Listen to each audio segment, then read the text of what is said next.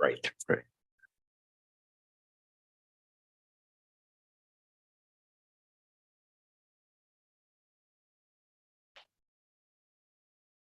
If someone from IT just wants to give us the thumbs up when it's time to proceed.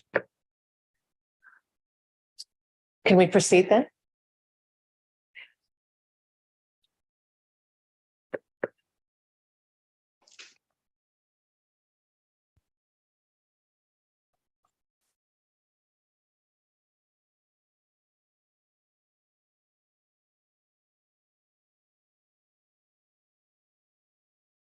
Okay, we're back. Sorry for the IT problems, folks. Agenda item 6.4, audit and accountability fund waste collection options study. Rick Talbidi is in attendance virtually. Welcome to Council, Rick. Thank you, Mr. Mayor. I will go ahead and share my screen with the presentation. If somebody can enable screen sharing, that would be great.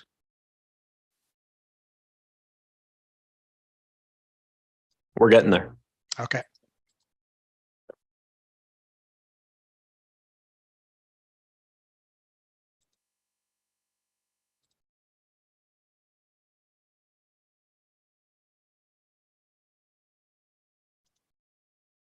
Here we go.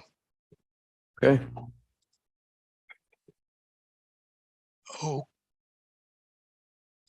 Okay, I assume everybody can see my screen in council chambers now? Yes, we can. Okay. Well, good afternoon, Mr. Mayor, members of council. Thank you for the opportunity to share with you today the findings of our waste collection options study.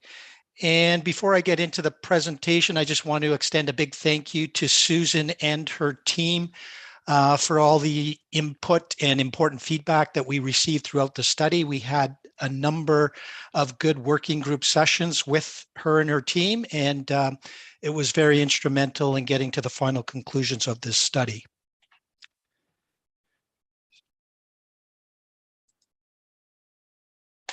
So what I'd like to talk about today is I'm going to quickly discuss your existing residential waste collection system, talk about some important changes that are occurring with that system.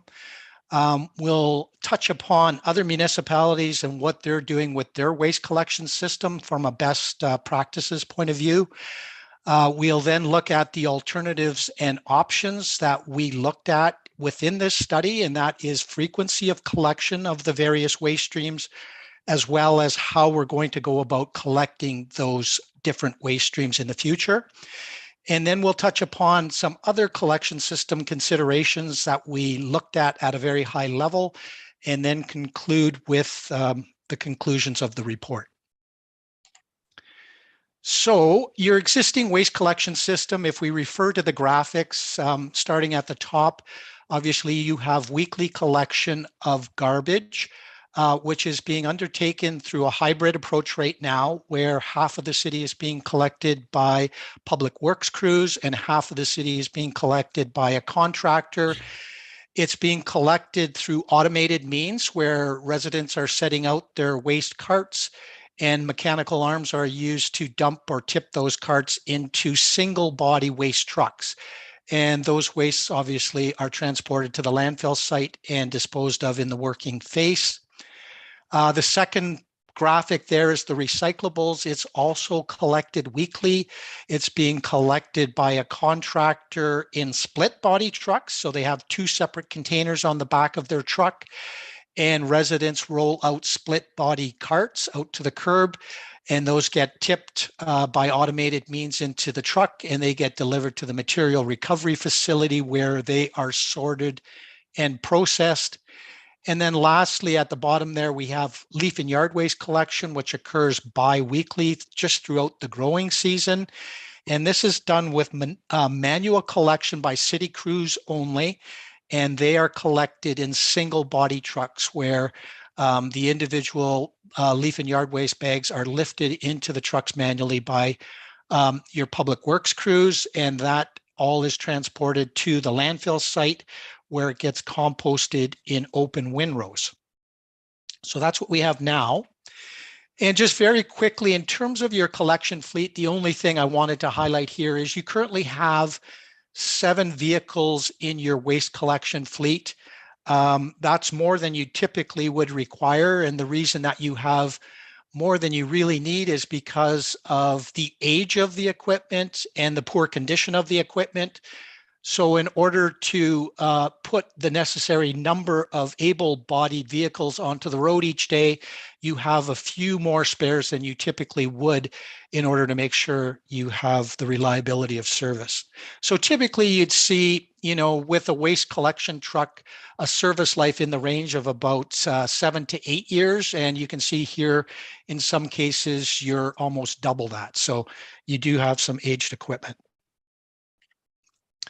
So let's talk about the collection system changes. I'm not going to talk at any length about the blue box transition because I believe Council has heard about that on several occasions through city staff. It suffices to say that currently the city is the contracting party for the collection and processing of recyclables, but that will change in September of this year, and the city will no longer be the contracting party for those recyclables. It will be a third party. And from a resident perspective, it's important to recognize that nothing's going to change. So GFL will continue to be the recycling collection contractor and the processing contractor. Collection will continue to be weekly, and collection will continue to be a two-stream collection process with our curbside split body carts. So from a resident perspective, nothing will change at least until the end of 2025. Whether changes occur at that time, we don't know. And more importantly, though, at the bottom of the slide here, the food and organic waste policy statement, which was introduced by the province in 2018, what that is effectively doing is mandating that the city provide curbside collection of food and organic waste for single-family homes, with the expectation that we will achieve a 50% diversion rate of food and organic waste. So that food and organic waste obviously is ending up in landfill right now. The expectation from the province is that we will divert at least 50% of that by approximately 2025. And in order to do that, that will obviously necessitate some collection system changes. So before I get into this slide, I guess the important thing to keep in mind is what this study focuses on is the waste collection streams that the city is responsible for collecting. So that includes garbage, that includes the new food and organic waste that's going to be set out curbside, and that includes leaf and yard waste. So we're really not going to talk about recycling in terms of collection anymore because it will be undertaken by a third party in September. So with this slide, basically what we did is we did go out and survey quite a few municipalities. This is just a sample space of the municipalities that we did survey. The report does include all of the municipalities we surveyed, but what I've included here are the municipalities that have automated collection, much like we do. And these are municipalities that are now collecting organics already. So we wanted to see what are these municipalities doing? How are they collecting their organics? And what we found is the most popular collection frequency approach is that most municipalities are collecting organics weekly, while they collect garbage bi-weekly, and then leaf and yard waste bi-weekly. And the approach that they are taking in terms of collecting those wastes is primarily using split body vehicles because there's some efficiencies when you can collect 2 different waste types concurrently with 1 truck. So with this slide, I really just want to focus on the organics and food waste and the garbage specifically and talk about a few things here. So if we look at the column here, organics collection frequency, you can see it's pretty well the same throughout with all these municipalities. They're all collecting it weekly with one exception, which is the city of St. Thomas.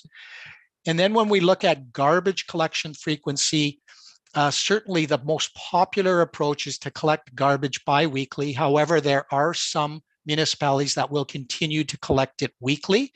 So by and large, as I mentioned, the most popular collection frequency is weekly for organics and bi-weekly for garbage. And what I wanted to highlight as well is with the bi-weekly collection, you can see we included the set out limits that they have for their garbage.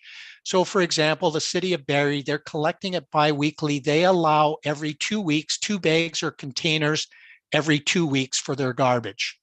If we wanted to look at a Northern Ontario municipality, city of Sudbury, they also are allowing 2 bags or containers every 2 weeks in terms of garbage that is set out curbside.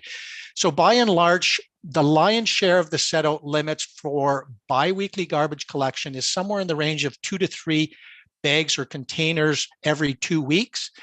In terms of the city of Sault Ste. Marie, our carts that we set out curbside with garbage right now are 240 liter carts. They probably have the capability, obviously it depends on bag size, but you could probably quite easily fit, up to 4 bags in those containers. When they were selected several years ago, they were selected with in mind that we may eventually go to bi-weekly garbage collection. So something to keep in mind. And then the other thing I want to talk about is the organic cart sizes. You can see there's quite a range. They range from about 46 liters to a maximum of about 120 liters. What I can tell you is that with those municipalities that have automated collection, they are using a minimum size of 80 liters and up to 120. So in order for the automated collection to work, they need a minimum cart size of 80. The 46 liter carts are too small for the arms to grab using automated collection. So although this picture in the bottom left doesn't obviously show the specific carts we're using in the city, it does generally reflect what will likely come to fruition in terms of cart sizes, where our largest cart obviously will be the recycling cart at 360 liters. The middle cart would be the garbage cart at 240. And then the organics or food waste cart would be something in the range of 80 to 120 liters. So this takes us to what we actually evaluated in terms of the options and alternatives.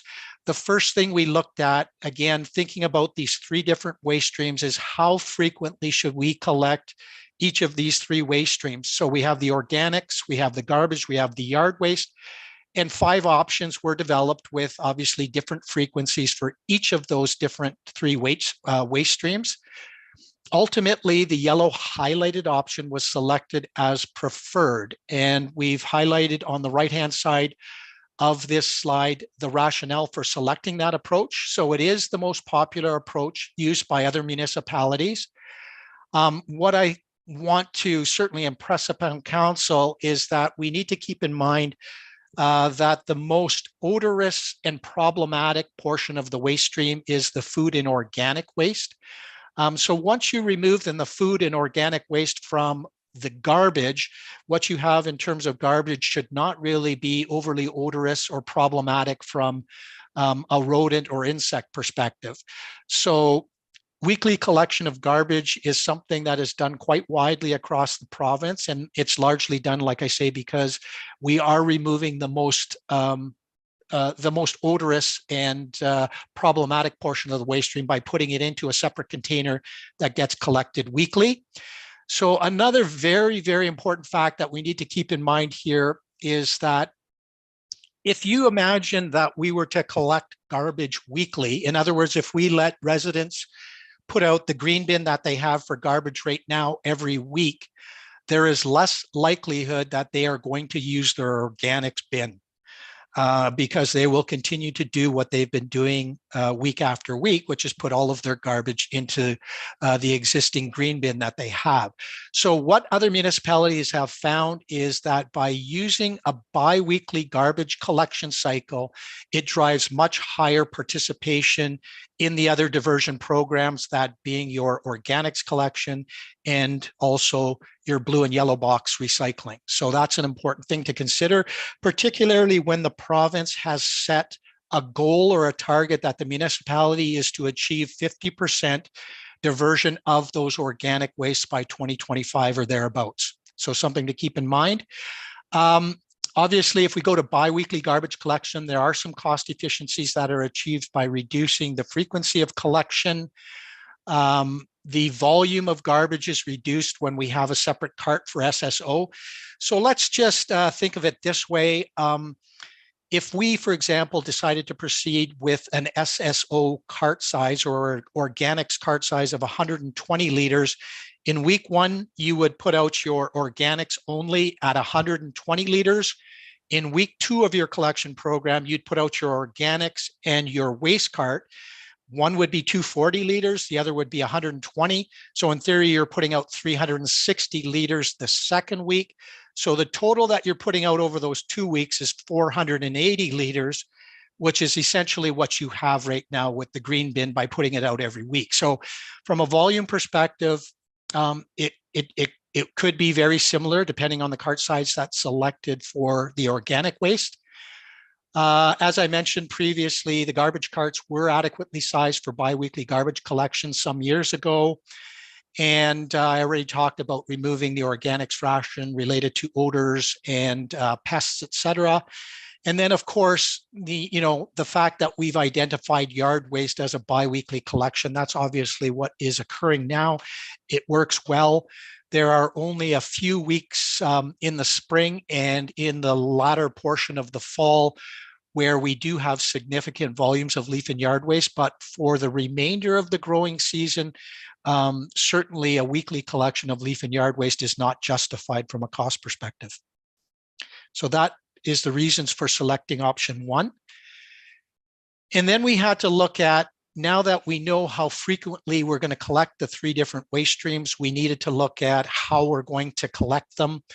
And basically, there were 3 options that were developed. Option 1 was collecting all of the waste using single body vehicles. So that's the picture or the photo in the bottom right-hand corner. You can see the back of the truck has a single collection container on the back.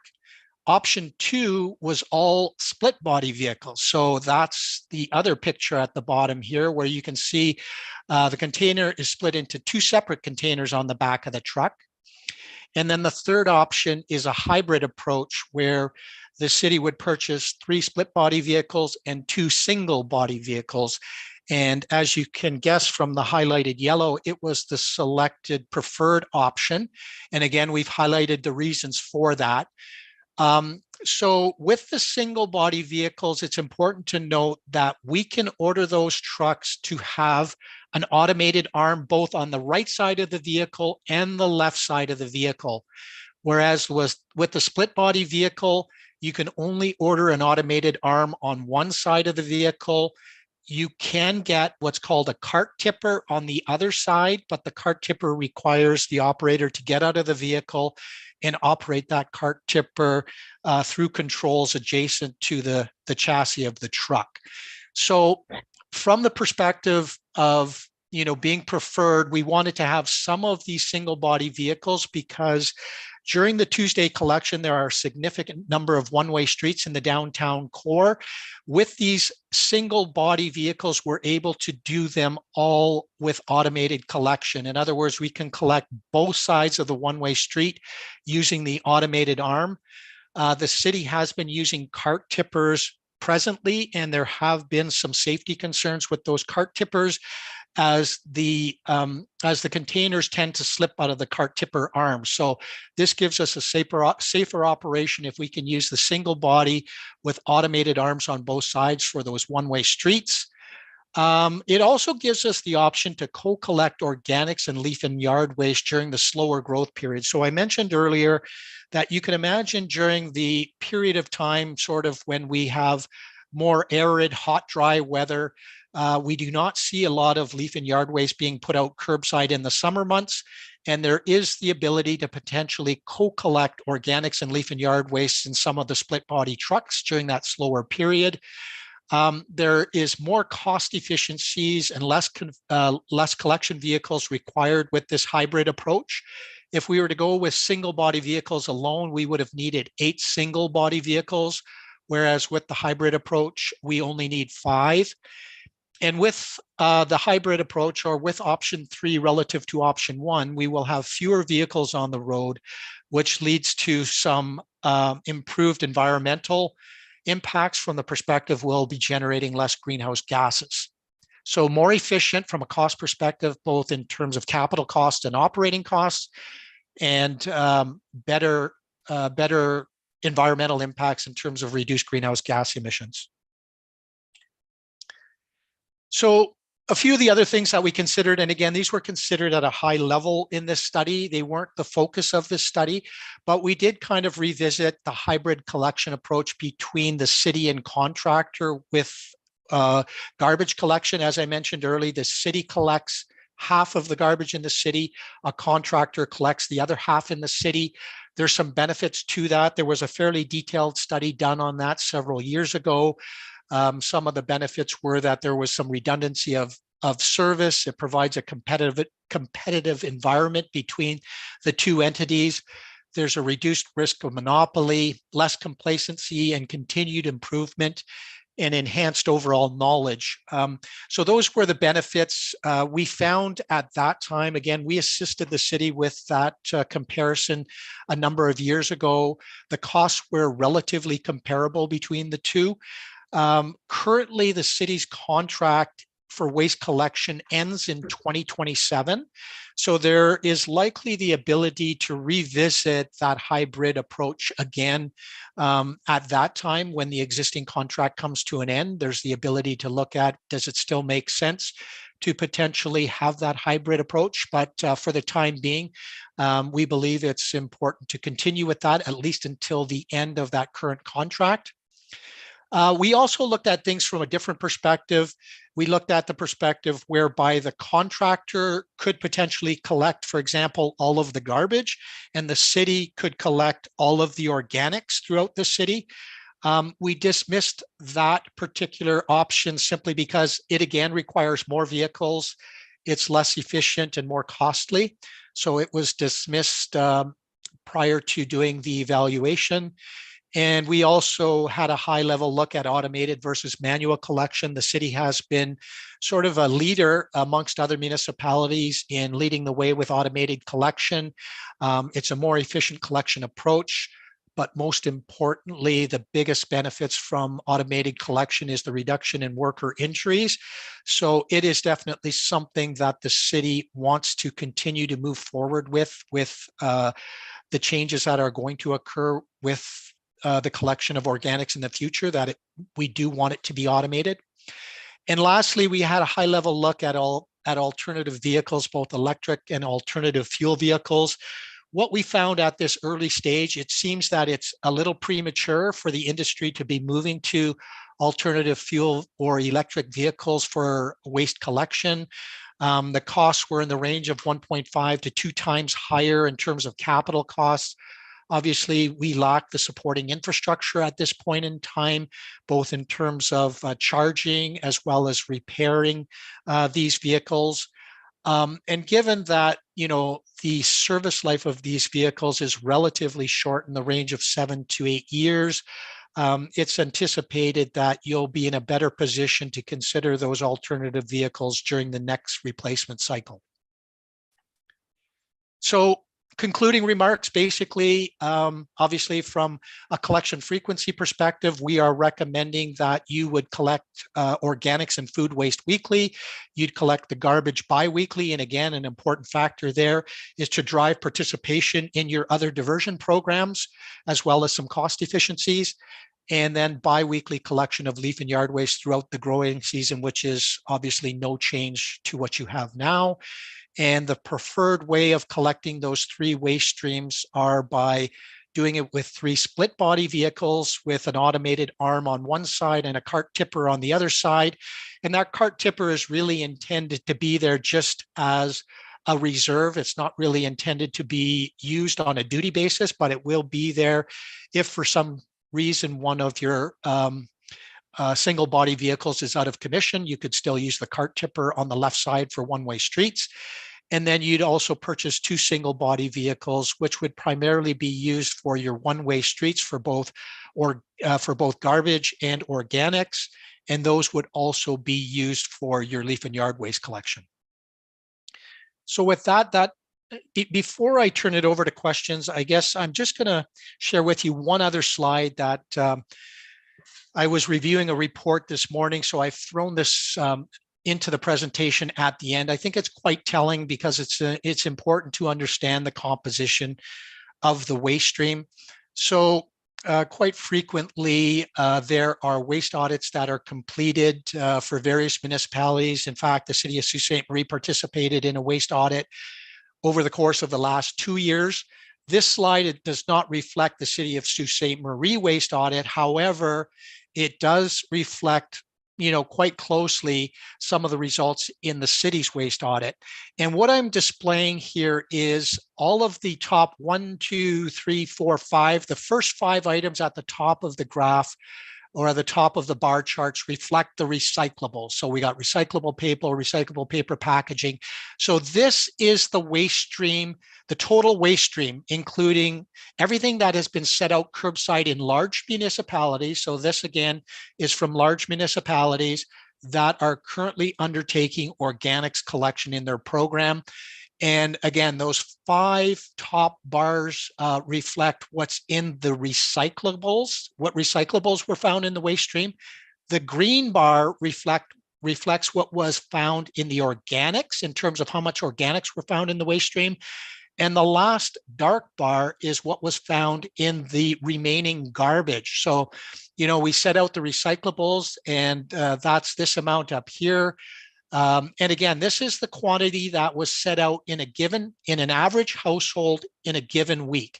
So the total amount of waste set out curbside during the fall of 2021 in these large municipalities was 13 kilograms per household.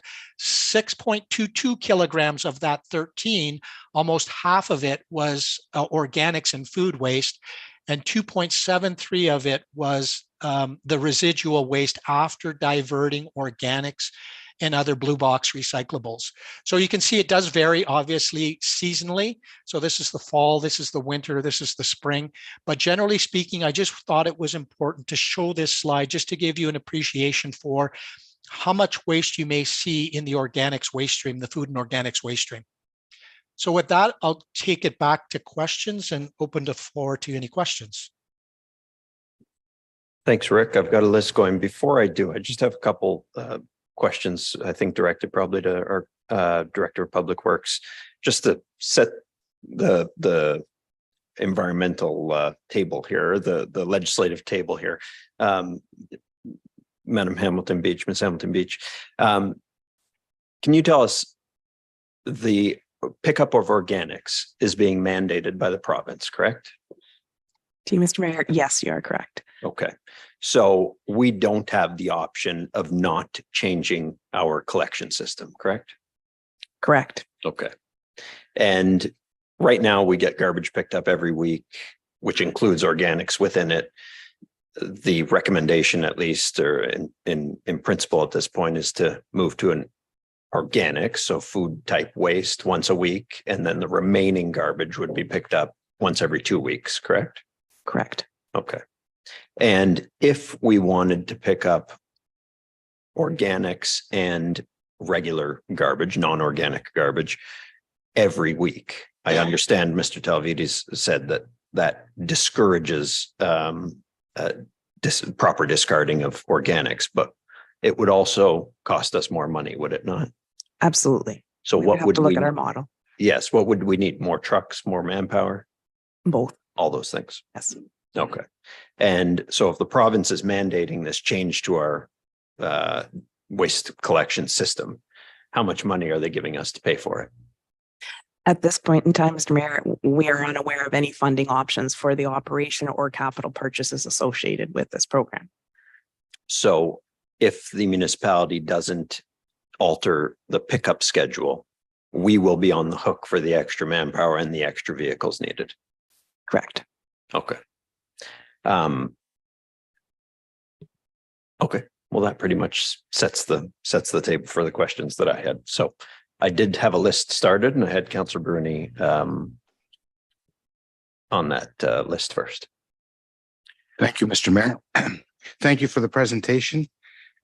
Just a couple questions regarding the bi-weekly garbage pickup. Was there any thought in splitting it? For instance, spring and summer would be a weekly thing, and say fall and winter bi-weekly? I can say that was maybe considered at a very high level, in the sense that you know, we didn't feel, again, once you introduce a change throughout the year, you're going to change your operating and capital requirements associated with that. So once you are doing that for a portion of the year, you know, your costs will obviously go up for your capital requirements, and you're not even going to use that equipment for the full year. Based on, like I say, the feedback from many municipalities, and I want to, you know, reinforce this, that once you take the organics fraction, and as I showed you on that slide of the bar chart, there's a significant proportion of compostable materials in our waste stream. But once you remove that from your garbage, if we want to call it that, what you're left with, if you can, you know, sort of just try to think of your own household and what you're generating, and try to think about, well, if I take out the organics and I take out sort of the recyclable stream, what's really left in the garbage? It's really hard to visualize, you know, what types of things are there. So you're really removing a lot of the components. And the most important thing is you're removing, like I say, the odorous component, and it's going to be taken care of on a weekly basis. So what's really left in the garbage fraction should not be problematic if residents are properly separating their wastes. Okay, thank you. Maybe for the viewers, can you explain organic? What would be able to go in the organic container? So it is largely, what I will do here is I will share my screen again. And I'm just going to show you a component of the food and organic waste policy statement. So I'm referring here, this is the province's food and organic waste policy statement. So what they do say is that in order to achieve the targets that they've mandated, which again is, you know, I'll just go up, here's where you guys fit. Municipalities in Northern Ontario have to achieve a 50% waste reduction and resource recovery of food and organic waste by 2025. And if I go down to the next page, it kind of talks about what their expectations are. So what you would be removing is food waste, what you'd be removing organic waste resulting from food preparation, soiled paper. So for example, if you had a pizza box that had lots of cheese on it, it would go into your organics bin. If it was clean, it would go into your recycling. So when things become soiled through food, it would then go into your organics bin. But there are other things here, such as flowers and household plants that would typically be included there. There would be seasonal outdoor waste. Obviously, our leaf and yard waste would be taken care of separately, so it doesn't go in the container itself. But here are some of the other items. And again, a decision hasn't been formally made on exactly what the city will accept in the future. But there are many municipalities that do accept some of these other types of products, such as personal hygiene waste, sanitary products. Pet and food waste is a big one. So there are a number of things that could be included in there, but generally as a minimum, it would be these items in 2.2 and 2.3. The ones in 2.4 are optional and would be considered at the municipality's discretion. Okay, thank you. Another question regarding the 2 bags and container on one of your presentations, page 7. It says garbage setup limit 2 bags / containers. So basically meaning 2 bags would fit in the container, or is it a container full plus 2 bags? No, it's kind of like what our program was before we had the rollout carts.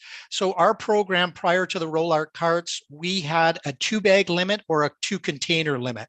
So residents locally were allowed to either put out 2 bags or 2 separate containers when we That's prior to us having those rollout carts. So it's the same thing. You could either put out bags or containers, but not both. Okay.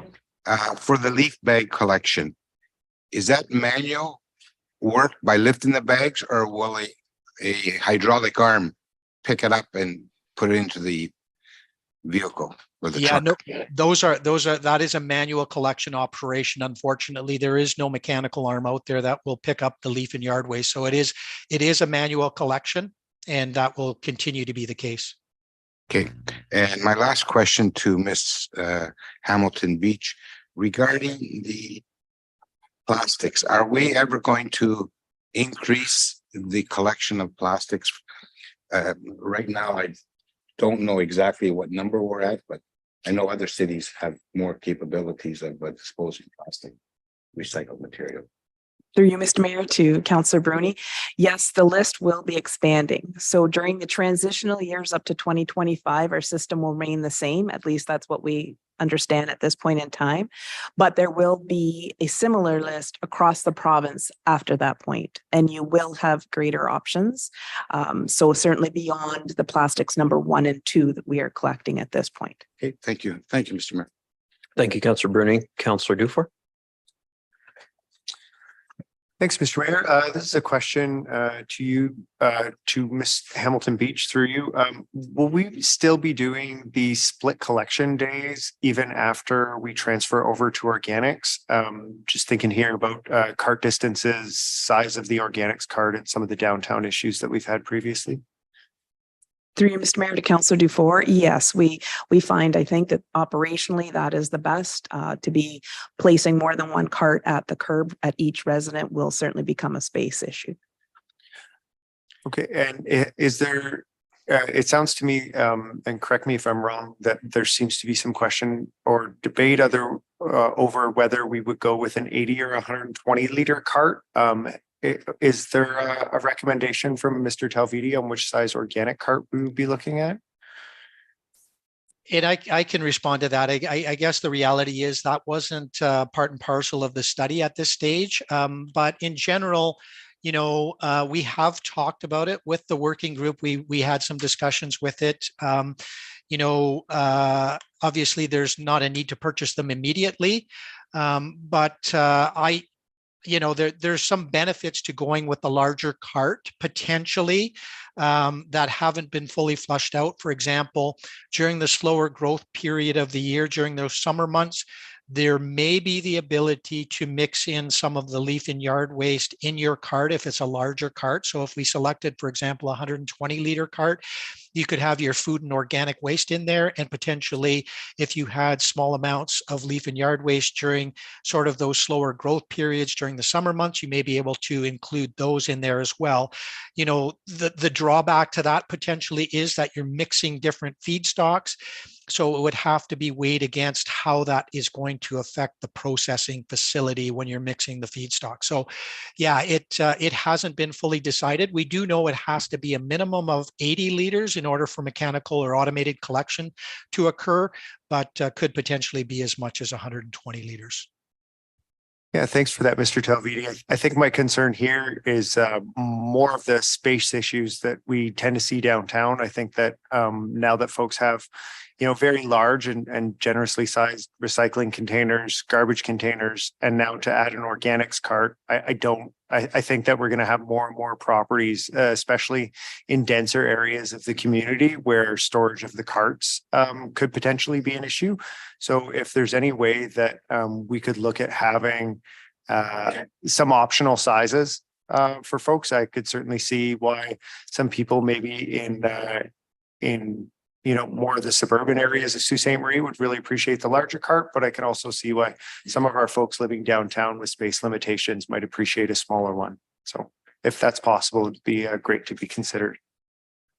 My last question is, was there ever a cost that was come up for to help us understand what weekly garbage collection would then add to our tax levy, to either Ms. Hamilton Beach or Mr. Talvidi?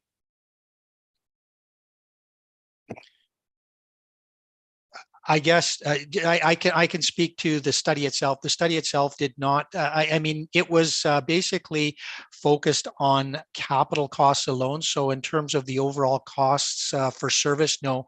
As part of the study itself, we didn't identify what the change in costs will be with organics collection. Ms. Hamilton Beach, did you have anything to add to that? Through you, Mr. Mayor, to Councillor Dufour, I do believe, and Rick can certainly confirm, we were basically working with a model with the same amount of dedicated collection employees.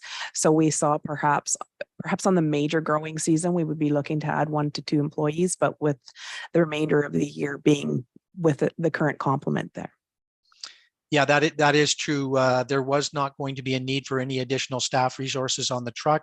I guess the only thing that was noted during the course of the study that obviously when you are picking up 2 waste streams at the same time, organics and garbage, it will take a little longer. So those crews will be out on the road for a longer period of time on those days.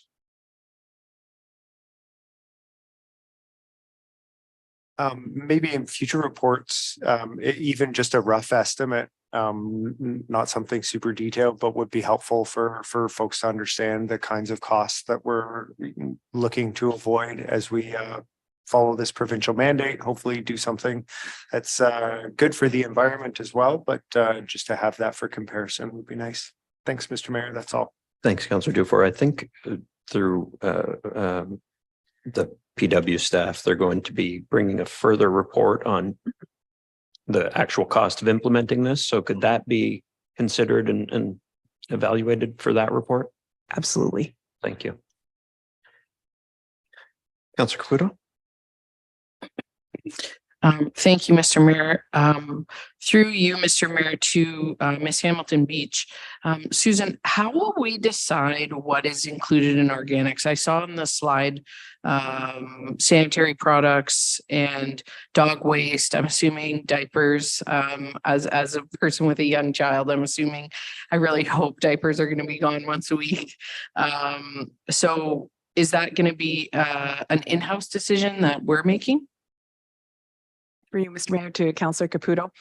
We would be looking, I think, at our processing facility mainly and making sure that certainly all the products that we are collecting and the waste products are in fact able to be handled and our operators are able to manage any health and safety concerns as well. So certainly we are looking to have that list as expanded and as simple for the residents to understand as possible. But if there are any limitations at the processing end, we would consider that. Okay. And then just one final question, I think to Ms. Hamilton Beach as well. What is going to be done with organics? I know it's not going to the landfill. Is that being turned into compost? Through Mr. Mayor to Councillor Caputo, perhaps Rick can best answer that as he is also working on the biosolids plant project and can describe the product that will result there. Yeah, so you know, one of the things that has occurred here that's probably a little bit of a benefit is the biosolids processing facility. So that's the sewage sludge that is generated at the 2 sewage treatment plants in the city is currently going to the landfill and is being disposed of in the working phase of the landfill. And as council is aware, there is a facility that is in the design stages to process that sewage sludge. That sewage sludge will be composted through that process, and ultimately it will be mixed with soils on site and used as landfill cover. So that same processing facility is going to be capable of also composting the source separated organics or the curbside organics that we'll be collecting. And what is planned with that facility is to keep those 2 processes as separate as possible, because the food waste that gets composted will be used for other beneficial uses. It will be something that could be used on municipal projects. So we're going to try and keep the sewage sludge that gets processed at that facility separate from the food waste that gets processed at that facility. And like I say, one will be used as landfill cover. The other will be used more for like city park projects and things like that, cemeteries, etc. Much like the compost from leaf and yard waste is currently being used. It could even potentially be sold in the future. Okay, thank you. That's all my questions. Thank you so much. Thanks, Councillor Caputo. Councillor Spina. Thank you, Mr. Mayor. Many of my questions have been asked already. Thank you for setting the stage as you did in the beginning. That was a lot of what I wanted to ask, so I appreciate that. Couple of questions probably for Ms. Hamilton Beach through you, Mr. Mayor. Do you know roughly what percentage ultimately will this have an impact? Does all of our garbage or all of our collected materials go to our landfill here in Sault Ste. Marie, or does some of it get distributed elsewhere? Through you, Mr. Mayor, to Councillor Spina, all of our curbside residential garbage arrives at our landfill. It's processed at our landfill. The commercial sector for our municipality is not within our care and control, and they can't have other sources of processing and collection. Perfect. Thank you. And so that's my next question is, what impact does this have on commercial, if any? Through you, Mr. Mayor, to Councillor Spina, anybody serviced right now with the green bin, it's my understanding that it will be allowable to have the organics collection occur as well. So curbside collection. If you're serviced right now as the IC&I sector, this will not necessarily be affected yourself. Okay, so we may have some potential to grow this program in the future if we expand it to restaurants and other commercial areas where there's going to be probably a large amount of organic waste. Correct. Okay, but for now, this phase is only residential. Okay, what about apartment residential? Through you, Mr. Mayor, to Councillor Spina, it's certainly encouraged by the same provincial statement that sector reach that 50% target. And we've certainly learned over the years, unless you target organics, you're not going to hit that target. But we do appreciate as a larger multifamily building, there may be the space issues that we've discussed at a residential basis as well. So we will have to work with that sector to see if their programs can be expanded and incorporate this. Sure. So, I mean, looking at it, a random multi-residence facility, you'd see that they would have two bins, one for garbage collection, one for recycling, potentially a third now for organics could be in the future. Through you, Mr. Mayor and Councillor Spina, that option remains. Okay. And is there the possibility, we've had a few discussions tonight about what would be organic or what would be collected. Is there a planned education program for folks so that we can actually help educate people on that? Through Mr. Mayor and Councillor Spina, we definitely see an extensive education program. This would be completely new to the city of Sault Ste. Marie, and we will certainly work to have a good framework there. Excellent. And I just want to say I sincerely appreciate the comment you made earlier, Ms. Hamilton Beach, about expanding the plastics. That's a large component. That's a large part of the messages I get daily is we want to see our staff expand the recyclables into different numbers of plastic. So I appreciate you doing that. Thank you very much. And Mr. Telvidi, I appreciate you looking at the rodents and bears and the impact that would have. So thank you for doing that as well. Thank you, Councillor Spina. Thank you, Councillor Vezoyan. Thank you. Through you, Mr. Mayor, to Ms. Hamilton Beach. I was going to ask about multi-unit buildings, but my colleague, Councillor Spina, asked about that. My other, and more of a, I guess, a question and a comment. Clean North is currently doing some organic waste recycling within a small sector. They do pick up at some kitchens, a few smaller commercial facilities. Will there be an opportunity to coordinate, especially in terms of education, some programming with Clean North? Through you, Mr. Mayor, to Councillor Vezoyan, we have an excellent working relationship with Clean North. We're meeting with them this week on other initiatives, and this will certainly be a team approach if they're willing to be at the table. Okay, wonderful. And will there be an opportunity, especially in terms of organic waste? And I have to say it is a great program.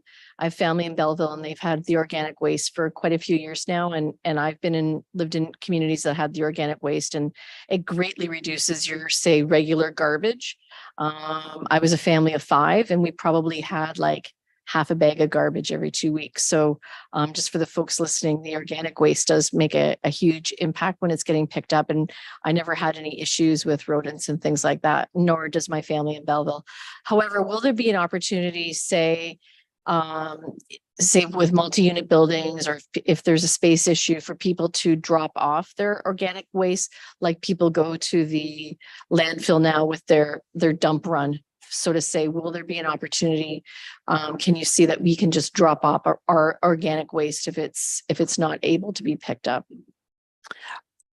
I think I'm going to say that certainly the study didn't consider this. We were looking at the curbside program and best putting that model together, but I don't foresee that there would be an issue with having a container at the landfill whereby it could be dumped by the public directly. Okay. And then in terms of, just to go on the multi-unit building, what is like right now is it just a fourplex that we go up to? And then after that, they have to have their own commercial. Correct. So anything over a fourplex. Okay. Thanks very much. Thank you, Councillor Beswan. Councillor Gardy. Thanks, Mr. Mayor. Just more of a comment. A number of the calls that I received over the course of the last several days were from people who live in more northerly and westerly portions of our community. And just like Councillor Dufour mentioned about his constituents, there are some unique things to consider depending on where people reside within the community. And I just wanted to highlight and let those people know, and any others who are of the same school of thought, there was concern about nuisance bears, right? So I just wanted people in the north and in the far west of our community to know that the organics will be picked up if we proceed in this fashion weekly, which usually present the biggest challenge in that regard. So I just wanted to highlight that for them and draw that out. Thanks. Thanks, Councillor Gardy. Any other councillors questions? Councillor Kinnick and then Councillor Zagordo. Through you, Mr. Mayor, to Mr. Tal Vitae. I just wanted to ask about the split body trucks. What are their capabilities? Are they picking up the same thing on both sides, or are they picking up two different, like from a container, a split container and a split truck? Yeah, they are picking up two different waste streams at the same time. So rather than having two trucks pass by your house, every second week you would have an organics container and a garbage container set out curbside. Those two containers would be picked up by one truck and put into the two separate compartments of the truck.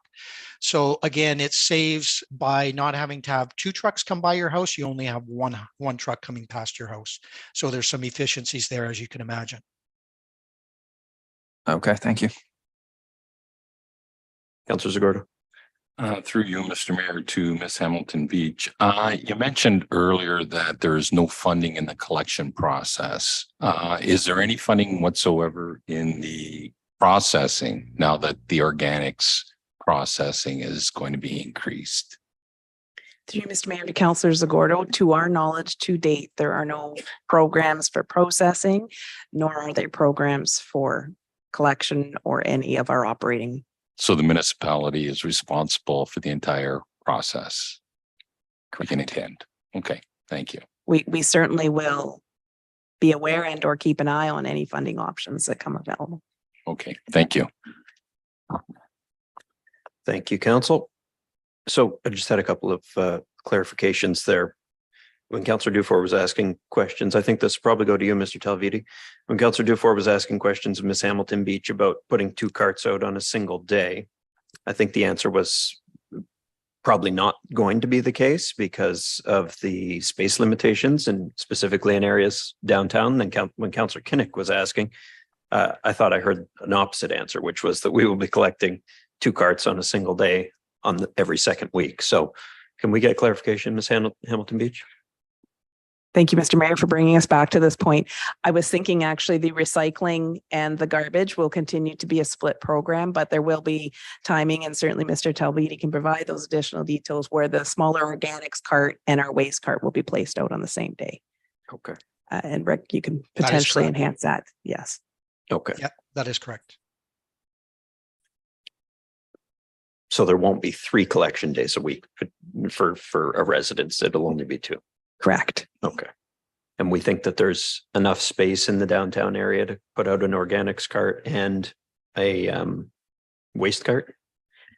To you, Mr. Mayor, there may be some shuffling by an operator, and if that spacing in between is not available, but certainly other municipalities that do curbside collection with carts, it is manageable. I'm going to think we're not that unique, but it will be a challenge for some. Okay. And I guess, Susan, just to add to, sorry to jump in there, just to add to that, I guess with that challenging area downtown, there would still continue to be 2 operators on the vehicle to assist with that function as well. So. Excellent. Okay. Yeah, thank you. That helps clarify things. Do organics go in a bag, either Mr. Talviti or Ms. Hamilton Beach, or do they go directly in the bin? Yeah, you typically would buy a compostable bag and put them right in. So within your kitchen, as you can imagine, you'll have a little container with a compostable bag in it. And just like your normal refuse, as that bag gets full, you'll then take that compostable bag full of organics out to your cart and put it in the cart. Yes. Okay, thank you. And Councillor Caputo asked questions on what will be included. I stepped out just to grab a coffee there for a second, but for a number of us on council, we've got young kids. So what about diapers? Will those be included in organics or in waste? I'm going to let Rick answer that. Well, I guess the Typical. reality is I don't, the study wasn't specifically looking at making a final decision on what compostable materials would be accepted through the new green bin program or the organics program. It is something that many other municipalities are collecting, and there are many other municipalities that are not collecting it. So I think there's, that's still open for debate from the perspective of the city of Sault Ste. Marie. Obviously, there are pros and cons to it. So I think those would have to be weighed and a final decision will have to be reached, but no final decision has been made at this stage. Okay. Okay, Councillor Kinnick, I'll let you go. One more question. Sorry, Mr. Mayor, after your clarification there, I just have another question that I wanted to ask off my question there. With the split body vehicles, are we able to do a split garbage can of garbage and organics in one for pickup? I'm not sure who would be able to answer that. I guess the question is, I guess to put it in perspective, we are the only municipality that I'm aware of. It could be across Canada, definitely in Ontario, that has split body recycling carts. Nobody else is doing that. I think there would be some challenges with it. And like I say, certainly the intent of purchasing the cart that we have now several years ago for all residents, the intent was that would be properly sized to allow for bi-weekly garbage collection when the organics program came into fruition. So I don't know if, I guess I can say there's no municipalities that are doing that. And I think there would be some challenges with it in trying to keep things separated. But right now, the way things are set up with the existing cart that we have, it probably makes more sense to purchase a separate cart for the organics collection. Thank you. Okay. Thank you, Mr. Talviti. And thank you, Ms. Hamilton Beach. I think we've exhausted an hour of questions, so I'm not sure there could possibly be any more, but I believe, do we have a vote on this matter? I realize this is under the delegation, but. Just a question, Mr. Mayor. Staff will be coming back with another presentation on this or a cost factor? Yeah, so I believe, and Mr. CAO, correct me if I'm wrong, but we have to approve this in principle at this point because there is a schedule of replacement vehicles that we need to purchase. No changes will happen until 2025 to our collection system. But there will be, I think, in the very near future, fairly short term, a report from PW on the costs and anticipated specifics of implementing this program. Is that right, Mr. CAO? Yes. To you, Mr. Mayor, members of council, as you hear when the clerk reads out the resolution, this is to be referred to staff for further review and report to council, and we'll cover off all those fine details in the report. So I have a motion by councillors Caputo and Spina, resolved that the report of the Director of Public Works dated March 2023 concerning audit and accountability fund waste collection study be received, and that the ACOM report be referred to staff for report back to council for approval and an implementation strategy. Sorry, all in favor? My mic was off. Motion carries.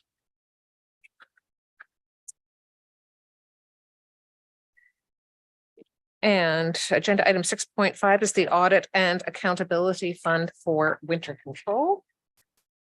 Thank you, Mr. Vital-Vita. You're free to go. And Brian Borns with McLaren is in the meeting. Hello, it's Brian Borns from McLaren Municipal Consulting, and I have Ken Kelly with me. He participated in the review, particularly looking at the other cities and the benchmarking and comparisons with those cities. So if I can put my chart on here.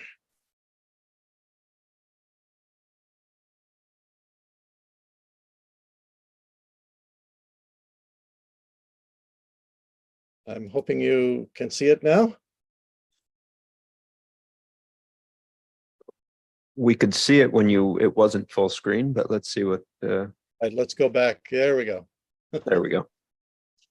All right, so we conducted a review of winter control, and particularly the two aspects of it, the budgeting and the operational approach. A bit of important background is the recent history before we started our review. There was a service review looking at the whole city operation in 2019.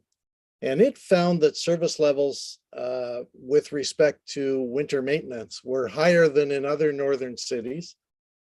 But they also noted that because of the extra snowfall, and you have the highest levels of snowfall, they were justified due to the more severe conditions. But they did estimate that you could save as much as $1 million if you were to reduce service levels to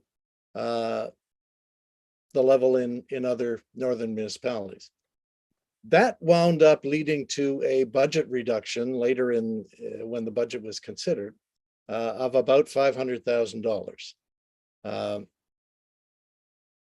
There was an expectation that that was related to service levels, but it wasn't particularly stated. The service levels were reviewed by staff in 2021, and they sent a report back to council. It noted that you have a higher than standard requirement particularly with respect to residential plowing. You do it more frequently or sooner than other northern municipalities do. However, as noted, you do have more snow, and that tends to result in more packed more packing on the streets, and you'll come to it later as we get to the 2-foot discussion. And council decided at that time not to reduce the service levels due to the unique conditions that they saw at the time. And that led to then our review of the operational and budgetary systems. So the hope then was that operations might be changed in a way that would reduce costs, and the budgetary system might help to make it more obvious what the options were and how you could deal with them. So our review included collection and analysis of the reports and data, interviews with your city staff, and a tour of the site and of the equipment used, and a comparative analysis looking at the other northern jurisdictions that was conducted by Mr. Kelly. Important factors: Sault Ste. Marie has an average of 320 centimeters of snow. It's not quite as high as St. John's, Newfoundland, and Quebec City, but it's up there amongst the highest levels of snow in any city in Canada. This largely as a result of the lake effect snow and more recently the rain, because of your location at the eastern end of Lake Superior. You do have 3 different microclimates within the city. So your standards remain the same. You know, you're going to plow after 5 centimeters of snow, but you may achieve that at different times in each of the 3 microclimates. And in fact, you may have circumstances where you have snowfall in one of the areas and not in the rest of the city, or vice versa, of course. So Interestingly enough, we did spend a fair amount of time looking at the provincial MOH standards and findings with respect to winter maintenance. They have a provincial weather severity index, and Sault Ste. Marie and the area around Sault Ste. Marie comes out as the highest in terms of severe winter weather of any of the municipalities. And so there are some more details of that in our report, which I gather is available on the website, although it hasn't yet been distributed. So you'll have to go and download it off the website, but it does give you more information concerning the weather and the weather background. So in terms of our review, we found that most of the approaches that you're currently using are appropriate. So you do have 4 shifts for the Sanders, and that does allow a rapid response to events 24/7. And events can occur very quickly, whether it's freezing rain or whether it's the beginning of snowfall or whatever. And so having the Sanders on 4 shifts, which allows you the 24/7 coverage, does allow for a quick response in those cases. There are 2 shifts for plows. So basically 9 to 5 and 5 to whatever it is, 11 during the week. And one of those teams is called in if plowing is required on the weekend. So your sidewalks are maintained, which is far superior to municipalities that require homeowners to plow the sidewalk in front of their property, and some do and some don't. But you only maintain the sidewalks when certain criteria are met, and that's again certainly a best practice. Your snow removal is an effective way to use resources between events, and the fact you have 7 snow dumps is an excellent example and allows you to dump snow with a relatively short hauling distance. You do have a 24-hour switchboard, which takes calls and complaints and allows staff to respond to issues as they may develop. We did identify that some improvements are possible. The biggest area that you may want to look at is reducing the volumes of sand and salt. There's a number of ways that could be achieved.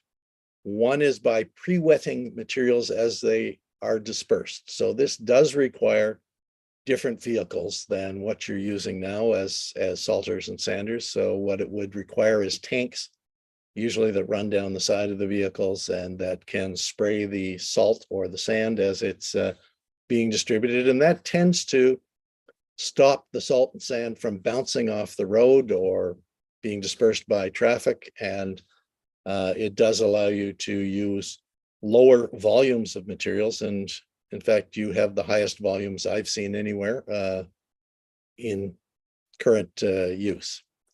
There's also the potential to do anti-icing, which means distributing usually a brine solution or other materials.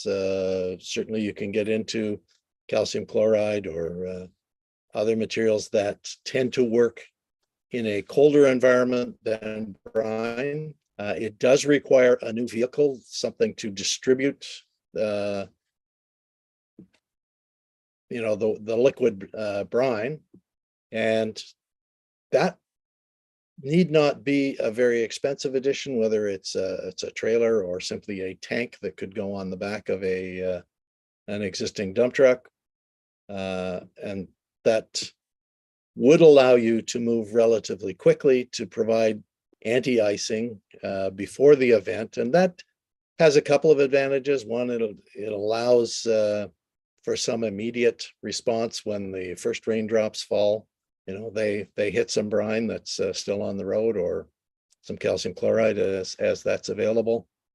And it also makes it easier to plow down to the asphalt and remove snow more effectively and may actually help in some of the residential areas as well. We also gave a suggestion that the sand pile might be covered with tarps. Not that the sand washes away in the rain, but sand is usually mixed with 3 to 6% salt, and the salt does tend to wash away as a result of rainfall or snow and then warmer days, and that can require the addition of extra salt and remixing of the sand and the salt, which can be a challenge. We also suggested that you take a look at combining your salt and sand routes with the plow routes. So I mentioned you have vehicles that are out 24/7 on the 4-shift system that currently only provide sand or salt. The suggestion here is that you look at trying to have them conduct plowing as well, and ideally covering an entire route so that the plow vehicle in the plow route could be eliminated, and that would allow you to cover both requirements with one vehicle and one operator. We do suggest you continue to review the sidewalks each fall, and to the extent you are tempted to push more sidewalks into maintenance, it's sometimes useful to consider pedestrian volumes as an additional characteristic. So measure the volumes in September or October, see how many people are using the sidewalk, and that gives you a better sense as to whether there would be value in making the sidewalk usable over the winter period.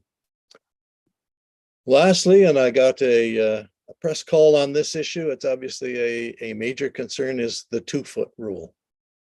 You know, it is the biggest source of complaints. People say, you've plowed and left a big windrow at the end of my laneway. Each time, some member of staff, usually a supervisor, has to go out and measure the windrow to determine whether it's actually 2 feet and whether it's actually the result of clearing out the sidewalks or clearing out the roadways. When as a consequence, the results tend to be inconsistent and unfair, in the sense that some person will get their driveway cleared because they called, and others in exactly the same situation who don't call and complain, are left to deal with it themselves.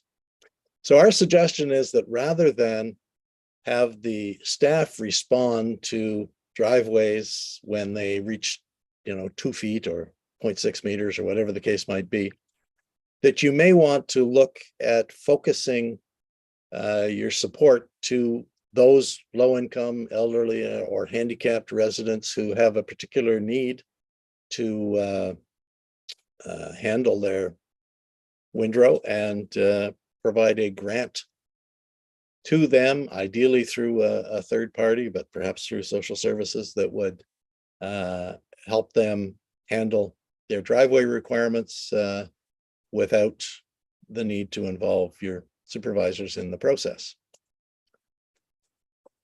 We do suggest as well that you need to make the fleet changes. You've done the study. You need a fleet management information study as they recommended. You can improve the charge out approach and provide some quicker replacements.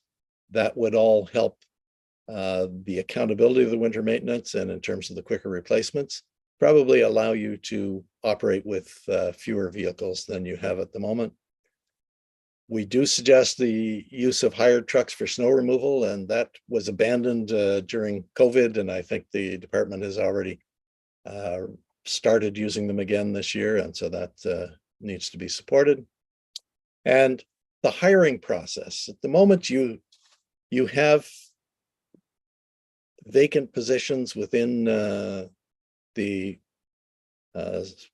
winter maintenance operation that can't and haven't been filled. It takes over 3 months for someone to be hired. It makes it challenging if, they're looking for a job because they don't have a job, or makes it highly likely that they'll go to the mill or somewhere else and find employment before you respond. So you need to accelerate that process as much as possible. I mentioned we do have to look at the budget and financial processes. There are some excellent aspects of the current financial processes. They do capture the expenditures both by activity and by the cost item, whether that's wages, materials, vehicles, etc. And that does allow you to look at costs and the operations in a number of ways, and that's certainly helpful. There are some unusual aspects. The management and supervisory costs are not allocated to the activities. Street sweeping is considered a winter activity, which it isn't in most municipalities.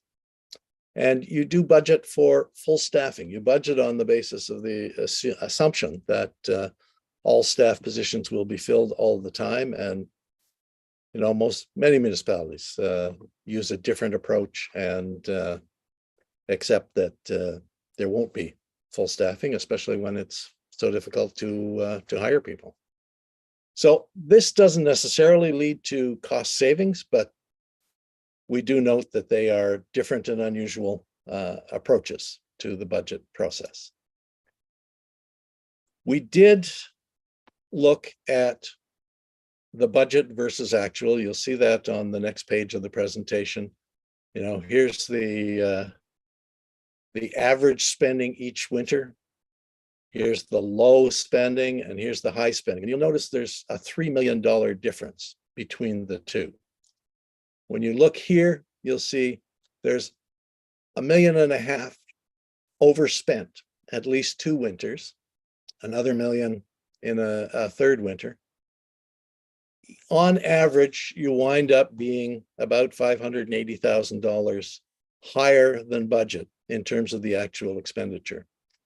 Now, it's important to notice that the expenditure is far more related to the weather as it occurs than it is to the approach that you take to responding to it.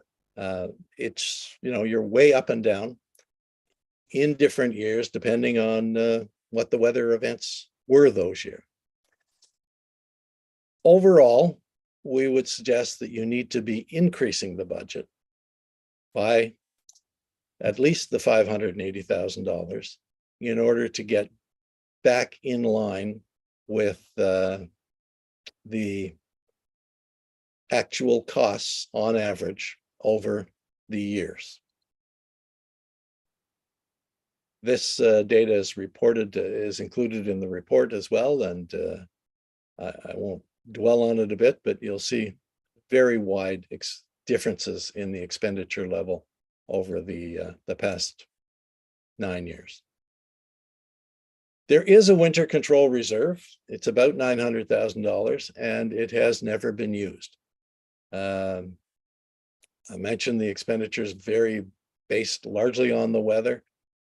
They should be increased to the level of expenditure in an average winter. That you may want to adjust based on specific changes in the approach that we've described about earlier that you may choose to adopt. But you need to recognize inflation. You need to recognize changes in the number of lane kilometers. And you need to hold staff and management accountable by having the Winter Control Reserve Fund used to handle any overage and underage, as it were, or any underspending, which you can only do if you have a realistic budget to start with. So the Winter Control Reserve Fund should be used to adjust to actual expenditures, and hopefully that will help absorb any differences, but only if you make a contribution in the years when you're under budget because of good weather. So with that, let me just say that we've enjoyed working very much on the project. Staff and Ms.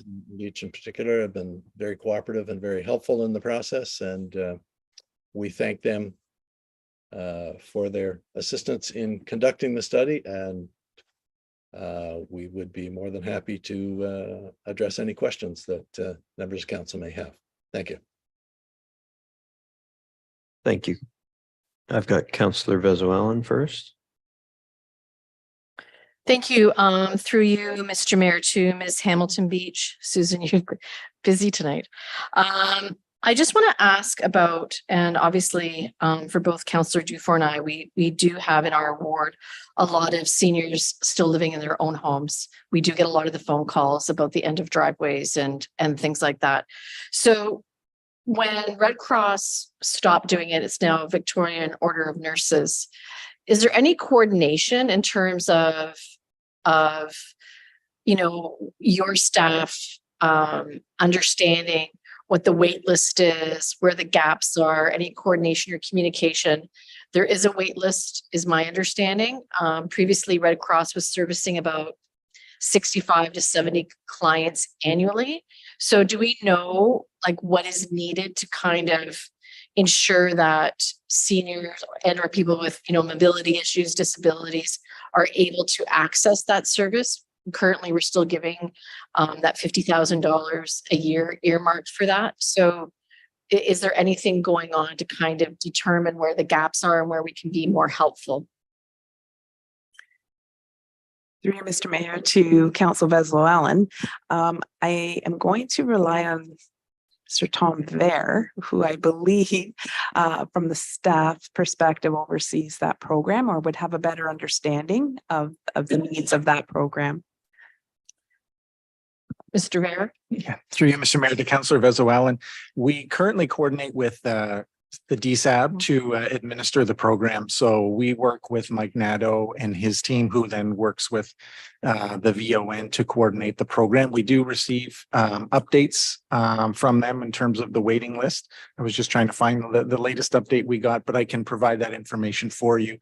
I know there is a waiting list and they were looking for ways to increase the funding to be able to accommodate more services for more residents. Okay, thank you. Thank you very much. So the folks that go out to do the end of driveways, are they volunteers or are they paid? Through you, Mr. Mayor, to Councillor Vezo-Allen, they are paid. They're paid. Okay. So it could be a point of just not having enough resources in terms of paying people, or are the people not available? Like, are they exhausting that $50,000? I guess would be my question. And if they are, what does that number look like? So I'm sure you probably don't have the answer right now, but if you could look into that, that would be really helpful. Thank you. And my only other question is in terms of the salt and the sand and the recommendation of doing sort of the brine and needed a new truck. So it would be several trucks, I would assume, not just one. And would we have a savings if we're not using as much salt and sand and versus going into the brine? Like, would the kind of the short-term, investment, would that be a longer-term savings? Through you, Mr. Mayor, to Council Vezo-Allen, as the report does recommend, we will be reporting back. We'll look to cost a pilot project because we certainly see merit in pursuing this option.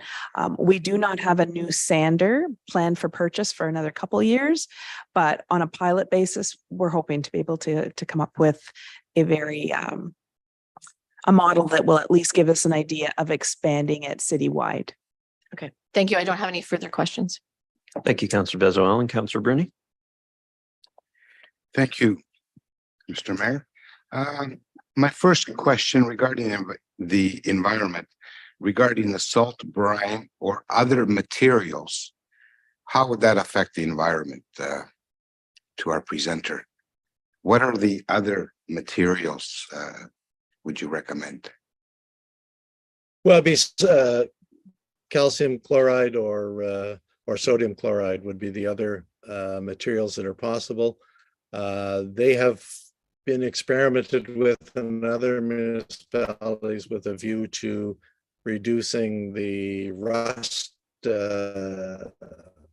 implications or outcomes from salt, sodium chloride. they also tend to work at a lower level of lower temperature. So with the spraying or the wetting of materials before you disperse them, that would allow you to distribute less salt and less sand, which would have a positive environmental impact. The distribution of the pre-wetting of the roads using the anti-icing approach would use a relatively modest amount and should not have any noticeable environmental impact. Okay, thank you. I don't know who to direct this question, but regarding the reserve for the 900,000 that we have in it, and it has never been touched, why wouldn't we use some of this money on our shortfall of approximately 500,000 by what the presenter has stated in his report? Commissioner Shell. To you, Mr. Mayor, to Councillor Bruni, that's a very good question, and there's a very good answer for it as well. Right now, most of the time when we had a shortfall in our winter control, we were able to absorb it corporately, which means that we had corporate surpluses in other areas that were offsetting that decrease. So we did not touch the reserve. The reason being that is if we took out of the reserve and put it into our corporate financials, we would be increasing our surplus and taking away from that reserve. And ultimately, it just effectively transfers that winter reserve to the asset management reserve or the tax stabilization reserve as per our surplus policy. We would use it if we did not have a corporate surplus that could not absorb it. Okay, thank you. I guess to the presenter regarding your policy on the 2-foot rule that it should be eliminated. I will say I will disagree with you there on that point. I think where the issue is, it's not when it's freshly fallen snow that accumulates 3 or 4 feet. That is more manageable to handle. It's when the city scrapes the streets and you have ice chunks, asphalt in your driveway. And that's when the residents have a major concern. And so I'm hoping that you could eliminate the 2-foot rule, but when city staff scrapes the streets, I believe the 2-foot rule should be totally eliminated and the end of the driveways should be cleaned by city staff. We are an aging population. A lot of seniors do have difficulty, and there are programs out there, as Councillor Venezuelan has stated. But I think the 2-foot rule, we have to be very, very careful as councillors if we eliminate it totally. Thanks. Thanks, Councillor Bruni. Councillor Spina. Thank you, Mr. Mayor. A couple of questions I do have, and sorry, Ms. Hamilton Beach, but mostly for you again. I apologize for that, but mostly for you. A couple of questions. So, please help me understand. I've heard this a couple of different ways. Do we actually even have a 2-foot rule? Is there actually a policy on that, or is that just something that has just been inherited over the years? Through you, Mr. Mayor, to Councillor Spina. The 2-foot rule certainly has something that has been worked into a guideline, and it is only effective in the past when we did in fact scrape the roadways. So in any of our regular plowing or maintenance activities, there was no 2-foot rule. And unfortunately, that's not understood often clearly as well. And we do get regular calls after just a heavy snowfall. So the practice of actually measuring the berm at the end of a driveway occurring after a grading exercise or a scrape down has happened in the past if manpower and equipment are available, which often in these last years has just not been the case. And again, it's certainly been manageable by one resident and not manageable by the next. And it becomes a very difficult and an unfair practice in overall. Thank you. So in reality, we really don't have a 2-foot rule on the books in the city. It's a courtesy that's been done when the staff scrape the roads. And that is, if I understand correctly, not something that is looking at being removed. It's only there if their manpower exists to do it. Is that fair? Through you, Mr. Mayor, to Councillor Spina. I think that's a fair way to represent it. Wonderful, thank you. If Mr. Girardi was here, I would give him a soapbox only because I've seen this in the media presented since this meeting was published. Just a quick comment on the gate, the plow gate at the end of driveways. Mr. Girardi has spent a lot of time talking about the plow gate and how it would not be effective in our community. Is that correct? Through you, Mr. Mayor, to Councillor Spina, this is certainly a technique and a tool that's used in other municipalities. In more rural jurisdictions where you have that gap to in fact deposit the snow, it is more effective. But where you're in an urban environment such as ours, and Mr. Girardi has certainly explained it and put excellent words to it, Yes. we do not feel it's effective. Okay, thank you. So that's not an effective compromise in this situation or in this case for what we're presenting here. So thank you for that. Now, sorry, and this would go to our presenter. I heard you discuss the anti-icing of the streets before events. Is that correct? Yes. So materials wouldn't stick to the streets? Yes, well, not so much. So materials would stick to the street and wouldn't bounce off the street. What tends to happen now is when I'm sorry, that's more the wetting of materials as you put them on. The anti-icing wetting of the street before and with brine or something else that melts snow and rain as it falls. It's wet, so it tends to stick largely to the street and stay there. It may help with scraping as well as a way of creating a layer between the roadway and the snow, which might assist in the scraping process. Yeah, so thank you for that. And that's what my question was around. So is there an impact on the traction that vehicles have on the roadways? Like, would this create a hydroplaning situation for vehicles that are traveling down the roads where it's been freshly applied? No, there is a small issue in terms of the I think it's the sodium chloride. There's a possibility that at certain temperatures it may create a more of a sliding nature, and that's why you tend not to use that one. You use the calcium chloride if you can, but the volume of water that goes out on the street is so small that you wouldn't have any pools of water created. You just have a very thin layer of water and of salt water that would lie on the road, and it wouldn't provide for hydroplaning or anything similar. Okay, so it wouldn't reduce any vehicle traction on the road or anything like that. We wouldn't be worried about vehicles going off the road because of that. As long as you use the right material at the right temperature. Wonderful. Thank you very much. And the only other question I had for Ms. Hamilton Beach, sorry, actually, I apologize. That's been answered by Michelle. It was about the budget. So thank you. That's all the questions I have. Thank you, Councillor Spina. Councillor Caputo. Thank you, Mr. Mayor. I also have a question about the anti-icing. Have other municipalities with similar weather conditions to us ever used this or are currently using it? Yes. And most municipalities, yes, most municipalities do use it. They use it successfully. Some only focus on the areas like bridges and hills where and arterials where you tend to have more of a safety concern when ice comes out.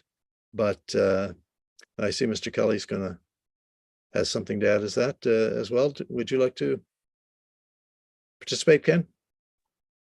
Yes, sorry. So through the mayor to the councillor, two municipalities in particular that we researched, I believe it was Sudbury and North Bay, in particular, use that technique. Just for your information. Okay, thank you. And then my only other question about anti-icing, are there any advantages or disadvantages to how it affects the road conditions? Because we do have some issues here with road conditions after a hard winter. It shouldn't make any difference in terms of if you're thinking about potholes and the end of winter. If you do use both the anti-icing and the wetting of materials before they go on the street. That'll reduce the amount of sand that you have to pick up that, you know, becomes part of the street sweeping problem in the spring. Okay, thank you. My next question is for Ms. Hamilton Beach. Through you, Mr. Mayor, to Ms. Hamilton Beach. Do we currently consider pedestrian volume for sidewalks? And also, what are the current sidewalk considerations in order to get your sidewalk done? Through Mr. Mayor to Councillor Caputo. In 2016, we took to council a new approach. There were several options and we landed on a set of criteria which largely considers the roadway volume. If there were adjacent land uses such as a school or seniors complex or any type of sensitive use. We also considered if it provided a continuous route, which we also thought was quite effective, as opposed to heading down a dead end road or in a cul-de-sac, for instance. We have taken to, actually, I think this year was the first year we've done a number of pedestrian traffic studies. We've worked with our engineering crew and they've taken counts for us, and that has assisted in making some decisions either for additions and or deletions, which sometimes also gets posed to our group. Okay, so again, for you, Ms. Hamilton Beach, how many sidewalks are we currently doing and what is it costing us right now? Sorry. No, through you, Mr. Mayor, to Councillor Caputo. I believe we are doing approximately 2/3 of the full volume. And I don't have the exact kilometers in front of me. And from a cost perspective, I don't have the exact number. My apologies. It's okay. I should have asked you this ahead of time. I'm sorry. Just the presentation has prompted some questions. Just my final question, and you might not have an answer to this either, but Mr. Burns had mentioned hired trucks. Is that something we've ever explored or ever used? Through Mr. Mayor to Councillor Caputo, almost every winter we do use hired trucks. There was difficulty through the COVID years in meeting our requirements, but this year we absolutely returned to that practice. Okay. Okay, thank you. That's everything. Any other councillors with questions? Councillor Dufour. Just really quickly, Mr. Mayor, through you to Ms. Hamilton Beach. Ms. Hamilton Beach, it sounds like the brining or the de-icing solution could potentially reduce the amount of ice chunks when we do scrape down the road. Am I understanding this correctly? Through you, Mr. Mayor, to Councillor Dufour. I think there would be municipalities that would attest to that. That practice, as well as using a different blade, which would in fact break up the ice into smaller chunks, and we have used that. So we are more than open to exploring some of these techniques and using the options that Mr. Bourne has suggested. Again, we would report back with a pilot and cost that out and to see what that would take to accomplish citywide. Excellent. Looking forward to seeing those results. Thank you. Thank you, Councillor Dufour. Any other councillors? Ms. Hamilton Beach, or perhaps to Mr. Bourne, the combining of salting and sanding with the plowing routes, that's something that I think for, well, at least for 8 years that I've been on council, residents have identified as a potential cost savings whenever we do budget input. And the response that we've always received is that the weight of the salt and the sand in the back of a plow assists in the plowing road. So can we do it? Is it something we can do? Do other municipalities do it? Or is the recommendation not something that's achievable? To you, Mr. Mayor. Thank you. We, in fact, have 5 routes which use combo units now. So where we've deemed it successful and or thought it to have merit, we've absolutely implemented it. We will take a look at our routes, as certainly Mr. Bourne has suggested, to see if it can be more widely used. In our opinion, the routes that are using them now are the limit to which we would use it, but we will certainly double check. Okay. That's all. So I believe we have a recommendation to report back to staff. I have a motion by Councillors Zagordo and Spina, resolved that the report of the Director of Public Works dated March 2023 concerning the Audit and Accountability Fund Winter Control Budgeting and Operational Approach Study be received, and that the McLaren report be referred to staff for review and report back to Council. Council, all in favor? Motion carries. I believe that brings us to the consent agenda.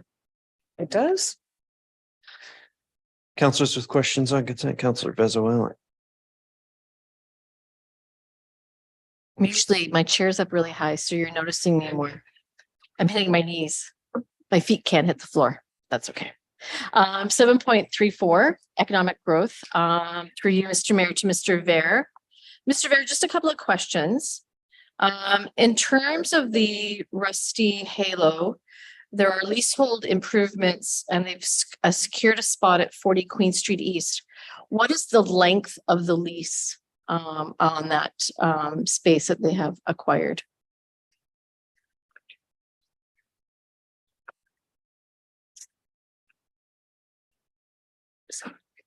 Through you, Mr. Mayor, to Councillor Vezo Allen. I will have to confirm the length of the lease. I'm not aware of that. Okay, because I know there was $29,000 allocated for leasehold improvements, and do we not have in the application for funding a requirement of that lease term?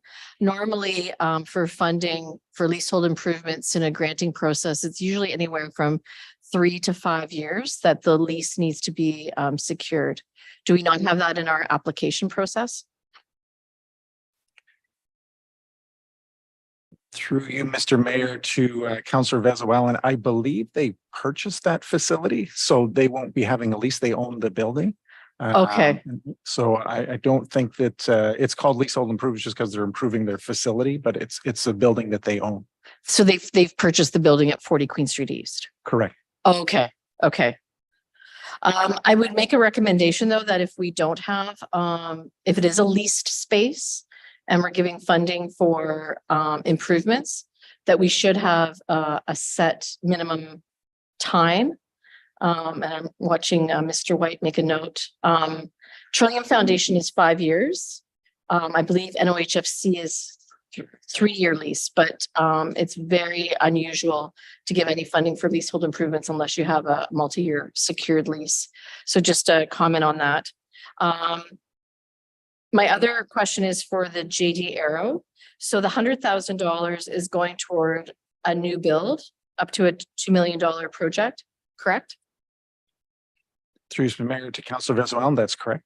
And is there a requirement in the bid process for contractors and architects in terms of the funding? So do we have any parameters set out on how they have to have so many bids, the bidding process, that sort of thing? Through you, Mr. Mayor, to Councillor Vezo Allen, typically we do suggest that they have a public procurement process. In this case, they are also applying to NOHFC and FedNor for the funding. And I know within those funding processes, they are required to do a public tendering process. Yeah. But do we have that formally in the funding agreement with them as well? It is a component of our funding agreements, yeah. Okay. And then the new building, what is going to be the purpose of the building? Is it going to create jobs? Is it for repairs? Is it for storage? Do you have any details about that? Through you, Mr. Mayor, to Councillor Vezo Allen, I'm going to have Rick Van Staveren, our Director of Economic Development, speak to that. He's been involved in the file. Great, thanks. Welcome to council, Mr. Van Staveren. Thank you. Through you, Mr. Mayor, to Councillor. The building is going to be a hangar structure, which is going to allow them more space to work on new aircraft. They've actually acquired new contracts or in the process of acquiring new contracts. They're one of their larger customers is Porter. Porter is now going into jet service, so there'll be a lot more opportunity for growth as we move forward. Okay, wonderful. Thank you so much. No further questions on consent. Anyone else on 7.34? I just want to add some comments on this, actually. These were the JD Aero application and the Rusty Halo Productions. application were two industries that I think we all want to see grow in our community. Certainly from a diversification standpoint. And I mean, Rusty Haler Productions is a Suite who left the Sioux and has returned home, and we're all happy to share those stories when we get them. So this is a great way to identify two growth sectors in our community that are doing well, thriving, and hopefully expanding, and we'll be here for the long haul. So thanks, Mr. Bear and Mr. Brand Stavern, for your work on these two initiatives. Councillor Vezwan, no other matters on consent? I do not have anything else. Thank you. Thank you. Councillor Bruni? Thank you, Mr. Mayor. Agenda item 7.8, traffic control equipment. And I believe to Ms. Hamilton Beach. Will the contractor be installing the equipment, or will city staff install the equipment? Through Mr. Mayor to Councillor Bruni, that will be a staff installation. This is all part of our traffic asset management plan. Okay. And maybe you can explain a little bit, like, is this the signal controller equipment? Where would this be? Would it be at PWT or would it be in different intersections? Through Mr. Mayor to Councillor Bruni, these are actually the boxes that are sitting at each of the intersections. There's 8 identified at this point in time. Okay. And all of those are well over 25 years old. So Okay. it's actually installed at the location. Okay, thank you. I have more, but nobody else has. Nothing questions. else on, Well, you're done 7.4 Yeah, that's it for 7.8. or 7.8. Any other councillors with questions on 7.8? Okay, Councillor Bruni, next item on consent. 7.15 regarding the petition of the reconstruction of Hillside Drive, I guess to Carl. I see the environmental assessment study will be finalized this year. I know, and I think you're aware, I've been in contact with Catherine Tattle since May 2020. So my question will be, when will the presentation be presented to council? Through Mr. Mayor to Councillor Bruni, there will be a public information session. It's tentatively scheduled for the middle of May, the week of May 15th. That would be the first consultation with the public. The environmental study report would be about a couple months after that. Should be finalized with recommendations. So July, August, the council might get a presentation on this, September? Through Mr. Mayor to Councillor Bruni, we would be presenting the report to council, I would say in the late summer, early fall. Okay, thank you. That's it for that question. Anyone else with questions on 7.15? Okay, seeing none, Councillor Bruni. Item 7.7, new tires and tire repair. Just a question regarding the quotations of it. Fountain Tire and Cal Tire were the two quotations that came. Why wouldn't we go pick the best price? For instance, Fountain Tire had the best price in new light truck tires. But then commercial truck tires, Cal Tire had the best price. So why couldn't we pick and go with that quotation? I'm just asking. I don't know who would be. Well, Karen Marlowe was the managing and purchasing, but who would be able to answer? Commissioner of Public Works will answer that. Through Mr. Mayor to Councillor Bruni, this is tendered as a package, virtually to get the pricing in its entirety. This is the route that is best sought. Overall, I think there was the advantage with going, obviously, with the low bidder, and there are advantages for both the transit team and ourselves. Okay, I know when I've been involved with quotate, we would basically pick and choose who had the lowest price, and go with that. But I guess you looked at the overall price compared to individually, I guess. Yeah. Correct. That's it for now, Mr. Mayor. Thank you. Anyone else with questions on 7.7? Okay, seeing none. Councillor Bruni, that's all your matters? Other councillors with items on the consent agenda? Okay. Oh, Councillor Caputo, yeah. Thank you, Mr. Mayor. I just wanted to touch on the Elizabeth Street. Sorry, I'm looking at for which agenda item that is. 7.18. Yeah, 7.18. It was noted that this overage was due to contractor taking longer than anticipated. And I think that's something that we've, in my short time of being on council, we've seen a few of these cost overruns. So I'll direct my question to Carl Ramil. Is there a way that we would stipulate in our contracts to try to get around these types of things? Mr. Mayor, to Councillor Caputo, in the case of Elizabeth Street, there was an extension of time granted to the contractor, largely due to extras that came about in the contract. Some of them were ones that we were added to the contract, so they needed more time to complete that. There were some other small delays that added up to about a month, and that is what formed the added overhead in the construction inspection. As far as things we could put, we always try to have a pretty complete and fulsome tender that's clear and without any omissions. But I mean, there's always, the larger the project, the greater the unforeseens. We're dealing with digging up variable soils, and unfortunately, there's always going to be issues that arise that, can cause delays, and they're not always the result of poor performance or an omission by an engineer or something like that. Sometimes they're just things that, that's the cost of us doing the project. Okay, thank you. I just wanted to clarify because it does come up. For sure. Yeah, thank you. Anyone else on 7.18?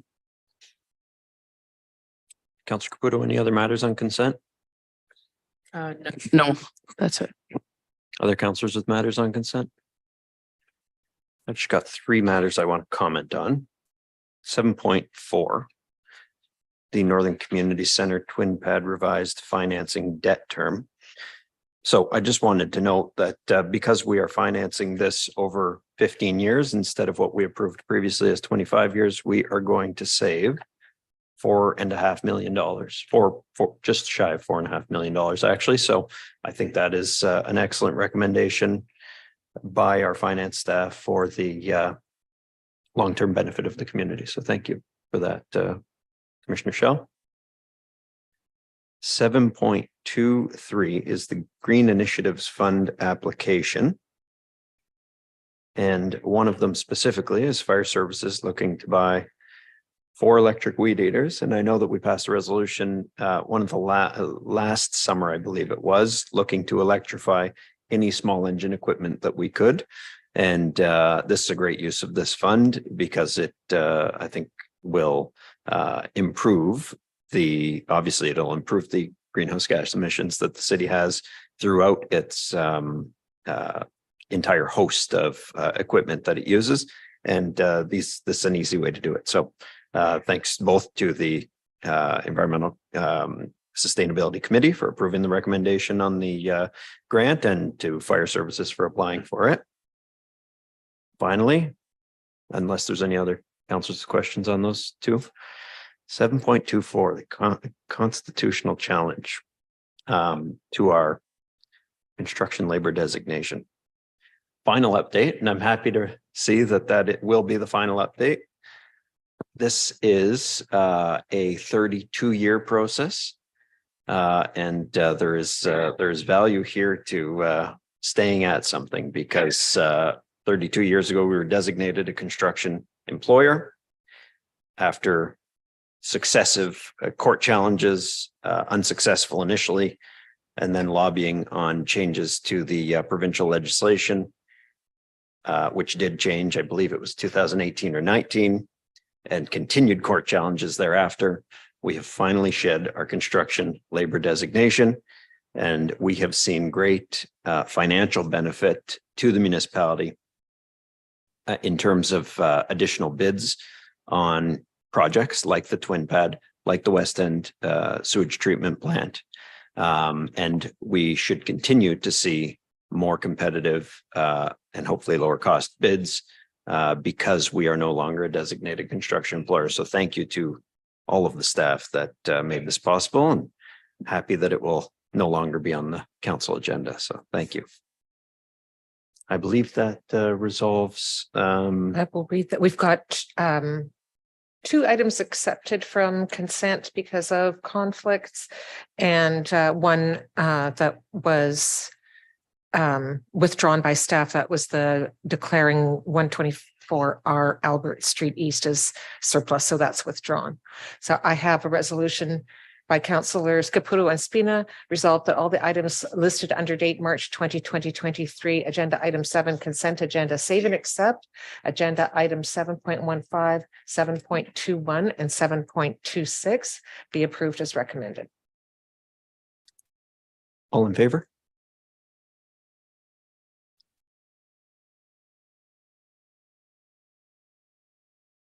So I will go to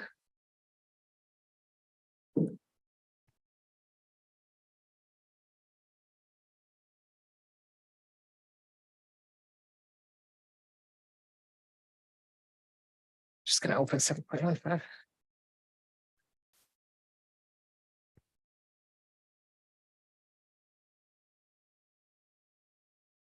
So that is that the report of the director of the engineering concerning the petition for reconstruction of Hillside Drive be received as information, and Councillor Dufour has declared a conflict. Council, all in favor?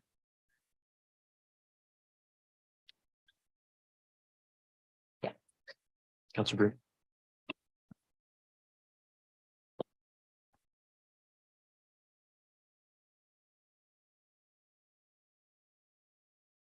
And agenda item 7.21, Yates Avenue Steel Speed, the mayor's declared a conflict. I will just open that.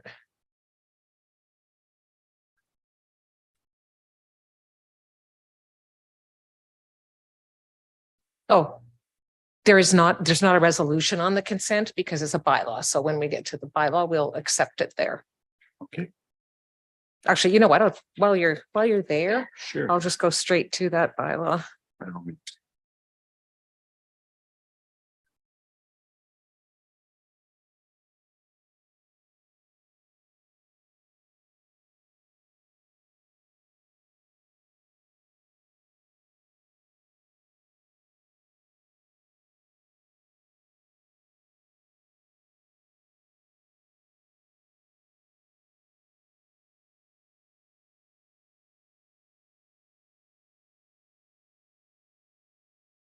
So that's a motion by councillors Caputo and Spina, resolved that bylaw 2023-33 being a bylaw to declare the city owned property legally described as being part of section 34 Cora and more particularly described on Schedule A as surplus to the city's needs, and authorize the disposition of the said property in accordance with the city's policy for the disposition of land to Chris Rollin and trust for a company to be incorporated or as otherwise directed. And that is open for voting. All in favor? Opposed? Carried. And I'll vote in the affirmative for you.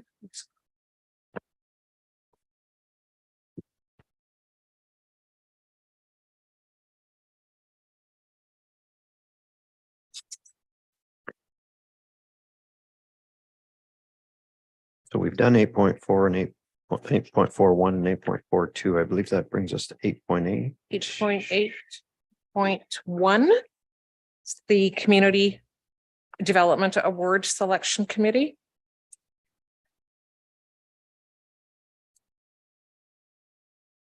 It's a motion by councillors Zagordo and Spina, resolved that Sekumar Adipu, Helen Calvelli, Sarah Courier, Mark Jones, and Andrew Palchik be appointed to the Community Development Award Selection Committee for March 2023. to December 31, 2026.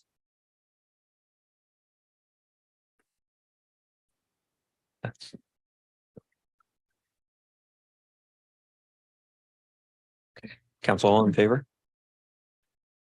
Motion carries. And under 8.8.2, the Walk of Fame Selection Committee. I've got a motion by Councillors Caputo and Spina, resolved that Sakumar Edipu and Wayne Greco be appointed to the Walk of Fame Selection Committee from March 2023 to December 31, 2026. All in favor? Motion carries. Gremlins tonight. And that brings us to agenda item 9.1, unexpended community development funds. It's a motion by Councillor Scott and Spina, whereas at the February 24, 2020 City Council meeting, Council received reports on a revised community development fund and on the community's greenhouse gas inventory. And whereas part of the community development fund consists of monies previously allocated to the Green Committee, and the framework for the community development fund still seeks submissions for environmental initiatives. And whereas City Council has endorsed the need to reduce greenhouse gases in the community as a strategy to fight climate change, and whereas planting trees is widely considered a simple and effective way of reducing the effects of greenhouse gases, now therefore be it resolved that for the remainder of this term of City Council, any amount of the $50,000 allocated in the community development fund to environmental initiatives not used in a given budget year go toward the purchase of trees in the subsequent year, which trees should be planted in city parks or on city property by public works employees. Madam Clerk, Councillor Scott is absent. So is there any councillor willing to stand in his place? Councillor Gardy? Thank you. Council, this is a motion that the previous council had passed, and we planted several hundred additional trees in the last term as a result of it. And so it's really just a continuation of a practice that we've already had, and it is to take, if there's $50,000 a year in our Green Initiatives Fund, if there is any money left over at the end of each year, that money goes towards planting trees, which Public Works does the following summer. So I would hope that council will give this its approval. It's proven to be effective, and hopefully we'll continue to green our boulevards and park spaces. So question from Councillor Dufour. Yeah, I was just wondering how many trees we planted last year, or if that kind of information can come back just as a progress report kind of thing, how well it's going. Through you, Mr. Mayor, to Councillor Dufour, that will be included in the report. Okay, thanks. And I think last year was a little bit unique in that because it was the end of a term, the resolution had expired. So I don't know that last year would be the year to gauge it based on, but 2021 planted in the 2022 summer would be the most recent data. Any other questions? All in favor? Motion carries.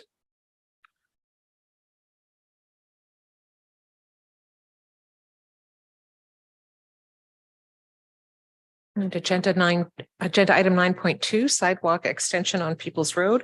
It's a motion by Councillors Kinnock and Bruni, whereas the only one side of People's Road has an asphalt sidewalk, and whereas the sidewalk currently ends at the cemetery in the middle of the street, and whereas this is a school route for children and safety is an issue, particularly during winter, now therefore be it resolved that staff be requested to report back to City Council regarding the extension of the sidewalk to the intersection of People's Road and 4th Line in the 2024 budget.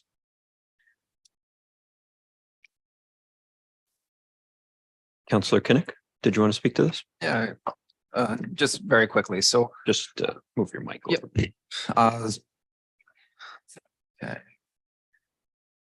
So on People's Road, this and the corner of 4th Line. So this is the border of Ward 3, Ward 4, and Ward 5. The sidewalk lands on Ward 4 on the side of People's Road, and the school that it would serve would be Greenwood Public School, just past the cemetery there. Also along this route where we would extend the sidewalk, there is a bus stop. So that would also be serviced by the sidewalk. And currently the sidewalk is being maintained to the cemetery by Public Works in the wintertime. And there is a photo provided by a resident that shows that the sidewalk just kind of goes, as they clear it, it just goes onto the road where it stops for the winter time. All right, that's all. Thank you. Councillor Bruni, did you have anything to add? Just very simple. This has been brought up to us for the last 6 years. And I think it's very important if city staff can come back and provide a cost on what the sidewalk would cost. And we can look at it and see if we can implement it in the 2024 budget. So I'm glad that this has come forward now. Thanks. Thank you, Councillor Bruni. Perhaps to Ms. Hamilton Beach, or to Ms. Shell, I'm not sure exactly. It talks about reporting back on this in the 2024 budget. Could it be brought to us in advance of that so that during the 2024 budget deliberations, we can consider it? Carl, sorry. Mr. Rumio, our Director of Engineering. Mr. Mayor, we'll report back to Council. Engineering Division will. Sooner than the 2024 budget deliberations, yes. Thank you. All in favor? Motion carries.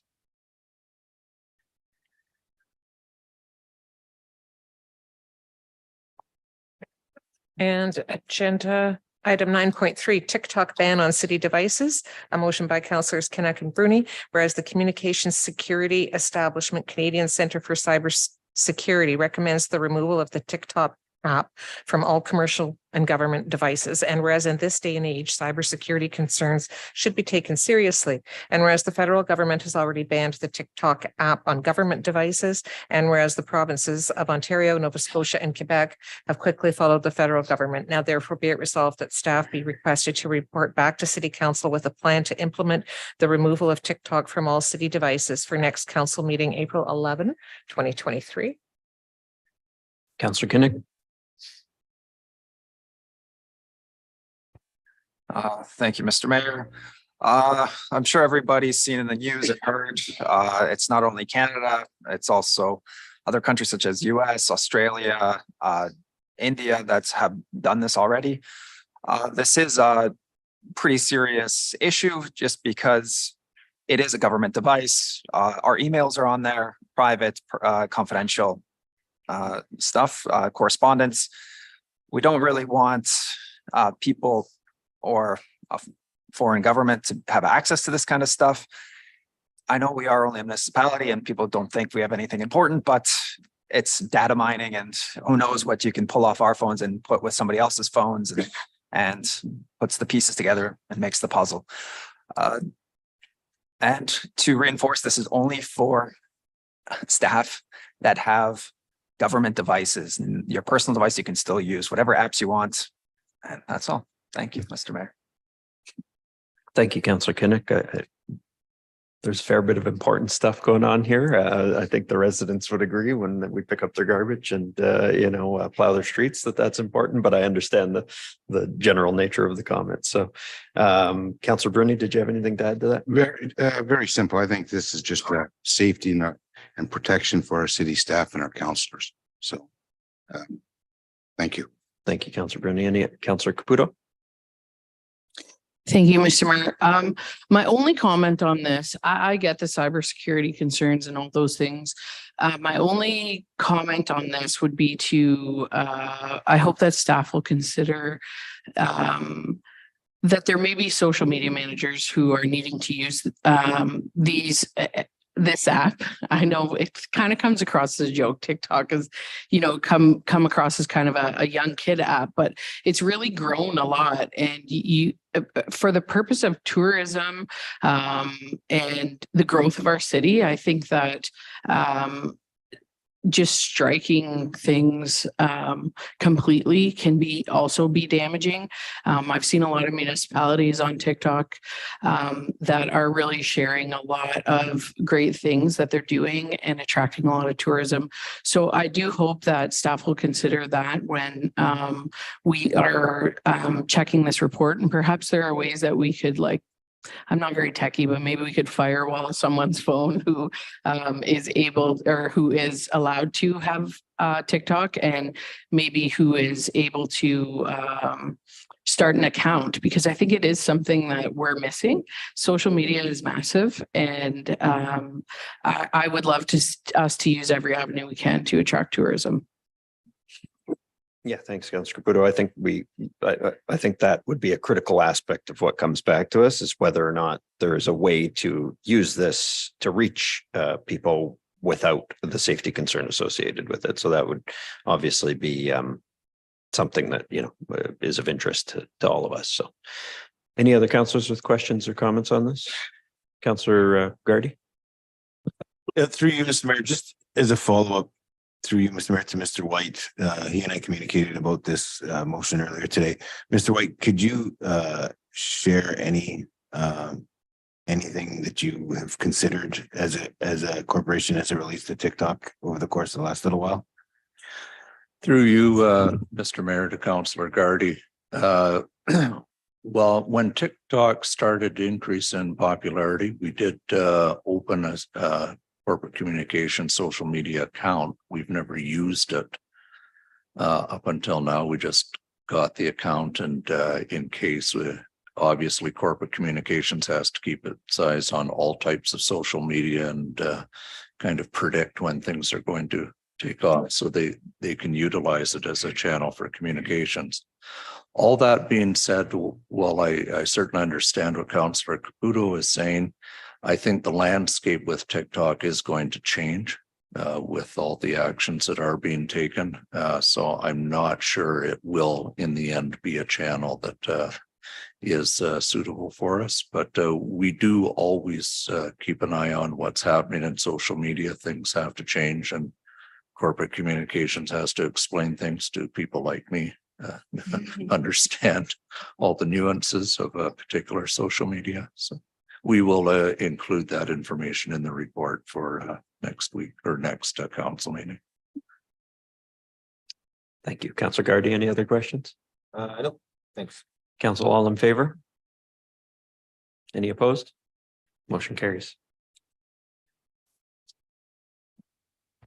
And agenda item 9.4, Affordable Housing New Foundations Program.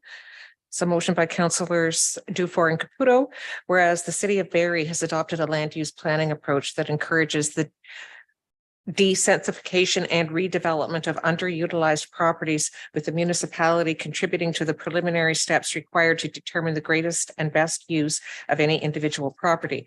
And whereas Sault Ste. Marie has many underutilized properties that could benefit from redevelopment and densification. And whereas densification of properties in existing built-up areas of the community promotes the greater use of existing municipal services, including transit, water, sewer, and other linear infrastructure. Now, therefore, be it resolved that the Affordable Housing Task Force be requested to review the New Foundations program implemented in the city of Barrie and make a recommendation to council on whether a similar program could be implemented locally. And if the recommendation is to implement such a program, make further recommendations on the structure of such a program, including the required budget. So I'd like to thank first off Councillor Dufour and Councillor Caputo for agreeing to move and second this resolution. This is something I talked about rather extensively last year.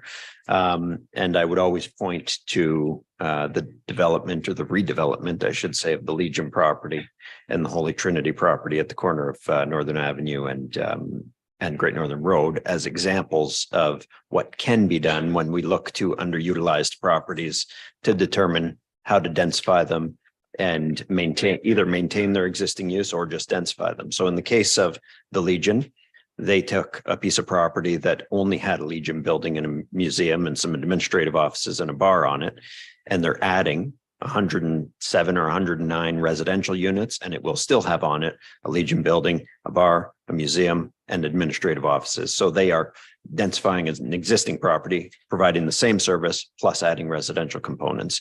In the case of the Trinity Tower, as I think it'll be known in the future, or the Holy Trinity property at the corner of Northern Avenue and Great Northern, all that was housed there at this point is a church, or all that is housed there at this point is a church.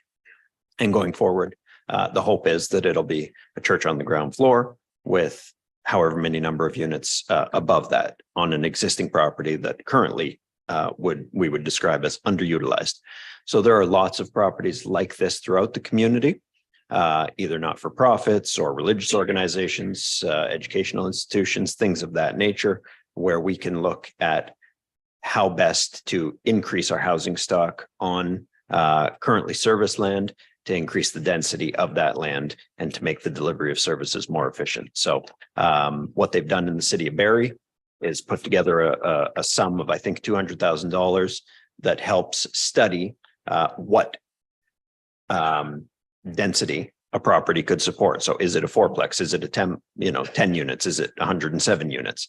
And the municipality undertakes that study to see what the sewer capacity is, or contributes, I should say. The municipality doesn't actually undertake the study, contributes to the determination of what the sewer capacity is, what the zoning would allow, how much density you could get on the property while maintaining the existing setbacks and all the other factors that go into that. So it has worked in Barrie. I think they've gotten 11 submissions to their application, and hopefully it can work in the Sioux. And I'm eager to see what the Affordable Housing Task Force comes back to us with on this program. So I'll let Councillor Dufour and Councillor Caputo add anything that they wish. Thanks, Mr. Mayor. I think you summed it up nicely. I think that when it comes to the ecosystem of housing options in Sault Ste. Marie, I think we should be looking at anything we can to figure out exactly how we can do the best for our whole community. And I'm looking forward to discussing this more at the task force. Thank you. Thank you, Councillor Dufour. Councillor Caputo. I feel the same way. I'm happy to have options opening up for affordable housing, and I'm happy to support this promise that you made in your campaign. And hopefully this can turn over some new housing opportunities for residents in Sault Ste. Marie. Anyone else with questions or comments on this motion? Seeing none, we'll take a vote on the matter. All in favor? Motion carries. Thank you, Council.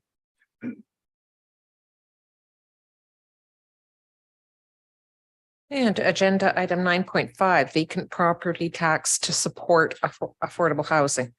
It's a motion by councillors Caputo and Dufour, whereas the city of Sault Ste. Marie has seen a large increase in vacant homes and properties in the last 10 years, including a large increase in out-of-town investors buying property and allowing it to sit empty. And whereas much like the rest of the province, Sault Ste. Marie is in need of more housing, specifically affordable housing. And whereas council has identified housing affordability as a major issue in Sault Ste. Marie, with a need to identify available tools to address this issue, thus creating the Affordable Housing Task Force. And whereas if successful, the vacant property tax would be a tool aimed at changing the behavior of property owners and help release more housing to the market, as well as lowering the number of boarded up properties within the community. And whereas any revenue generated from this tax could go directly towards supporting affordable housing initiatives identified by the Affordable Housing Task Force. Now, therefore, be it resolved that the Affordable Housing Task Force review and report back to council on the feasibility and benefit of implementing a vacant property tax in Sault Ste. Marie. Included in this report would be the definition of vacant for the purpose of the tax, parameters of implementation and enforcement, comparisons with other municipalities who have implemented a similar tax, an estimate of the amount of revenue that could be generated, and the rate at which vacant properties would be charged. Councillor Caputo. Thank you. I think our city clerk would say that I've said enough in the resolution, but just driving around the city recently and seeing so many boarded up homes and seeing homelessness has been growing. I'm just trying to find solutions to that. And what I'm really hoping is that in the first year, we are able to collect some revenue. And in the second year, every property owner decides that they'd rather release the homes and not pay the tax, and that we have some housing availability. So hopefully staff can come back with a report for that. And that's my outcome, my hope for an outcome for this. Thank you, Councillor Caputo. Councillor Dufour. Yeah, just once again, looking forward to discussing this at the Affordable Housing Task Force, and then bringing a report from there back to council with some recommendations as it relates to a whole suite of options. So looking forward to considering it. Thank you, Councillor Dufour. Any other councillors with questions? Councillor Kinnick. Just comments with vacant properties.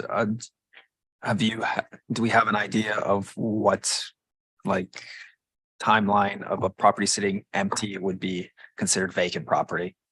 Is there a definition for that? Like, is this going to affect people like snowbirds that go away for the winter? Mr. CAO.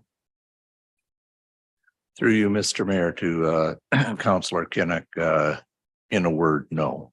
Not for some people who are snowbirds and going away.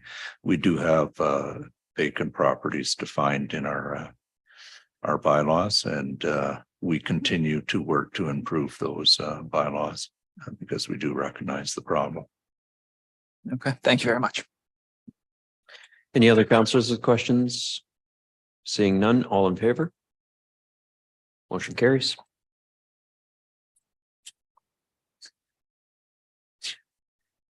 Which brings us to bylaws. And we've got a couple of resolutions for bylaws because we have some that are being read 3 times, one that's being read twice, and one that's getting 3rd reading. So I'm a motion by councillors Caputo and Spina, resolved that all bylaws under item 12.1 of the agenda under date March 2023, save and accept bylaws 2023-30 and 2023-33 be approved. All in favor? Motion carries. And then I have a motion by councillors Caputo and Spina, resolved that bylaw 2023-32 being a bylaw to stop up, close, and authorize the conveyance of a portion of the Herbert Street Dixon subdivision plan 52431 be read a first and second time in open council this 20th day of March 2023. All in favor? Motion carries. And a motion by councillors Caputo and Spina, resolved that all bylaws under item 12.3 of the agenda under date March 2023 be approved. All in favor? Motion carries. We passed the bylaw that you were conflicted on when you were out of the room. Thank you. And I have a motion by councillors Sagordo and Spina, resolved that this council move into closed session to consider 1 item concerning the security of property of the municipality, 2 items concerning a proposed disposition of land, 1 item concerning labor relations or employee negotiations, and 1 item concerning negotiations carried on or to be carried on by the municipality. Further be it resolved that should the said closed session be adjourned, the council may reconvene in closed session to discuss the same matters without the need for a further authorizing resolution. All in favor? Motion carries. And a motion by councillors Caputo and Spina that this council now adjourn. All in favor? Motion carries. Thank you, council.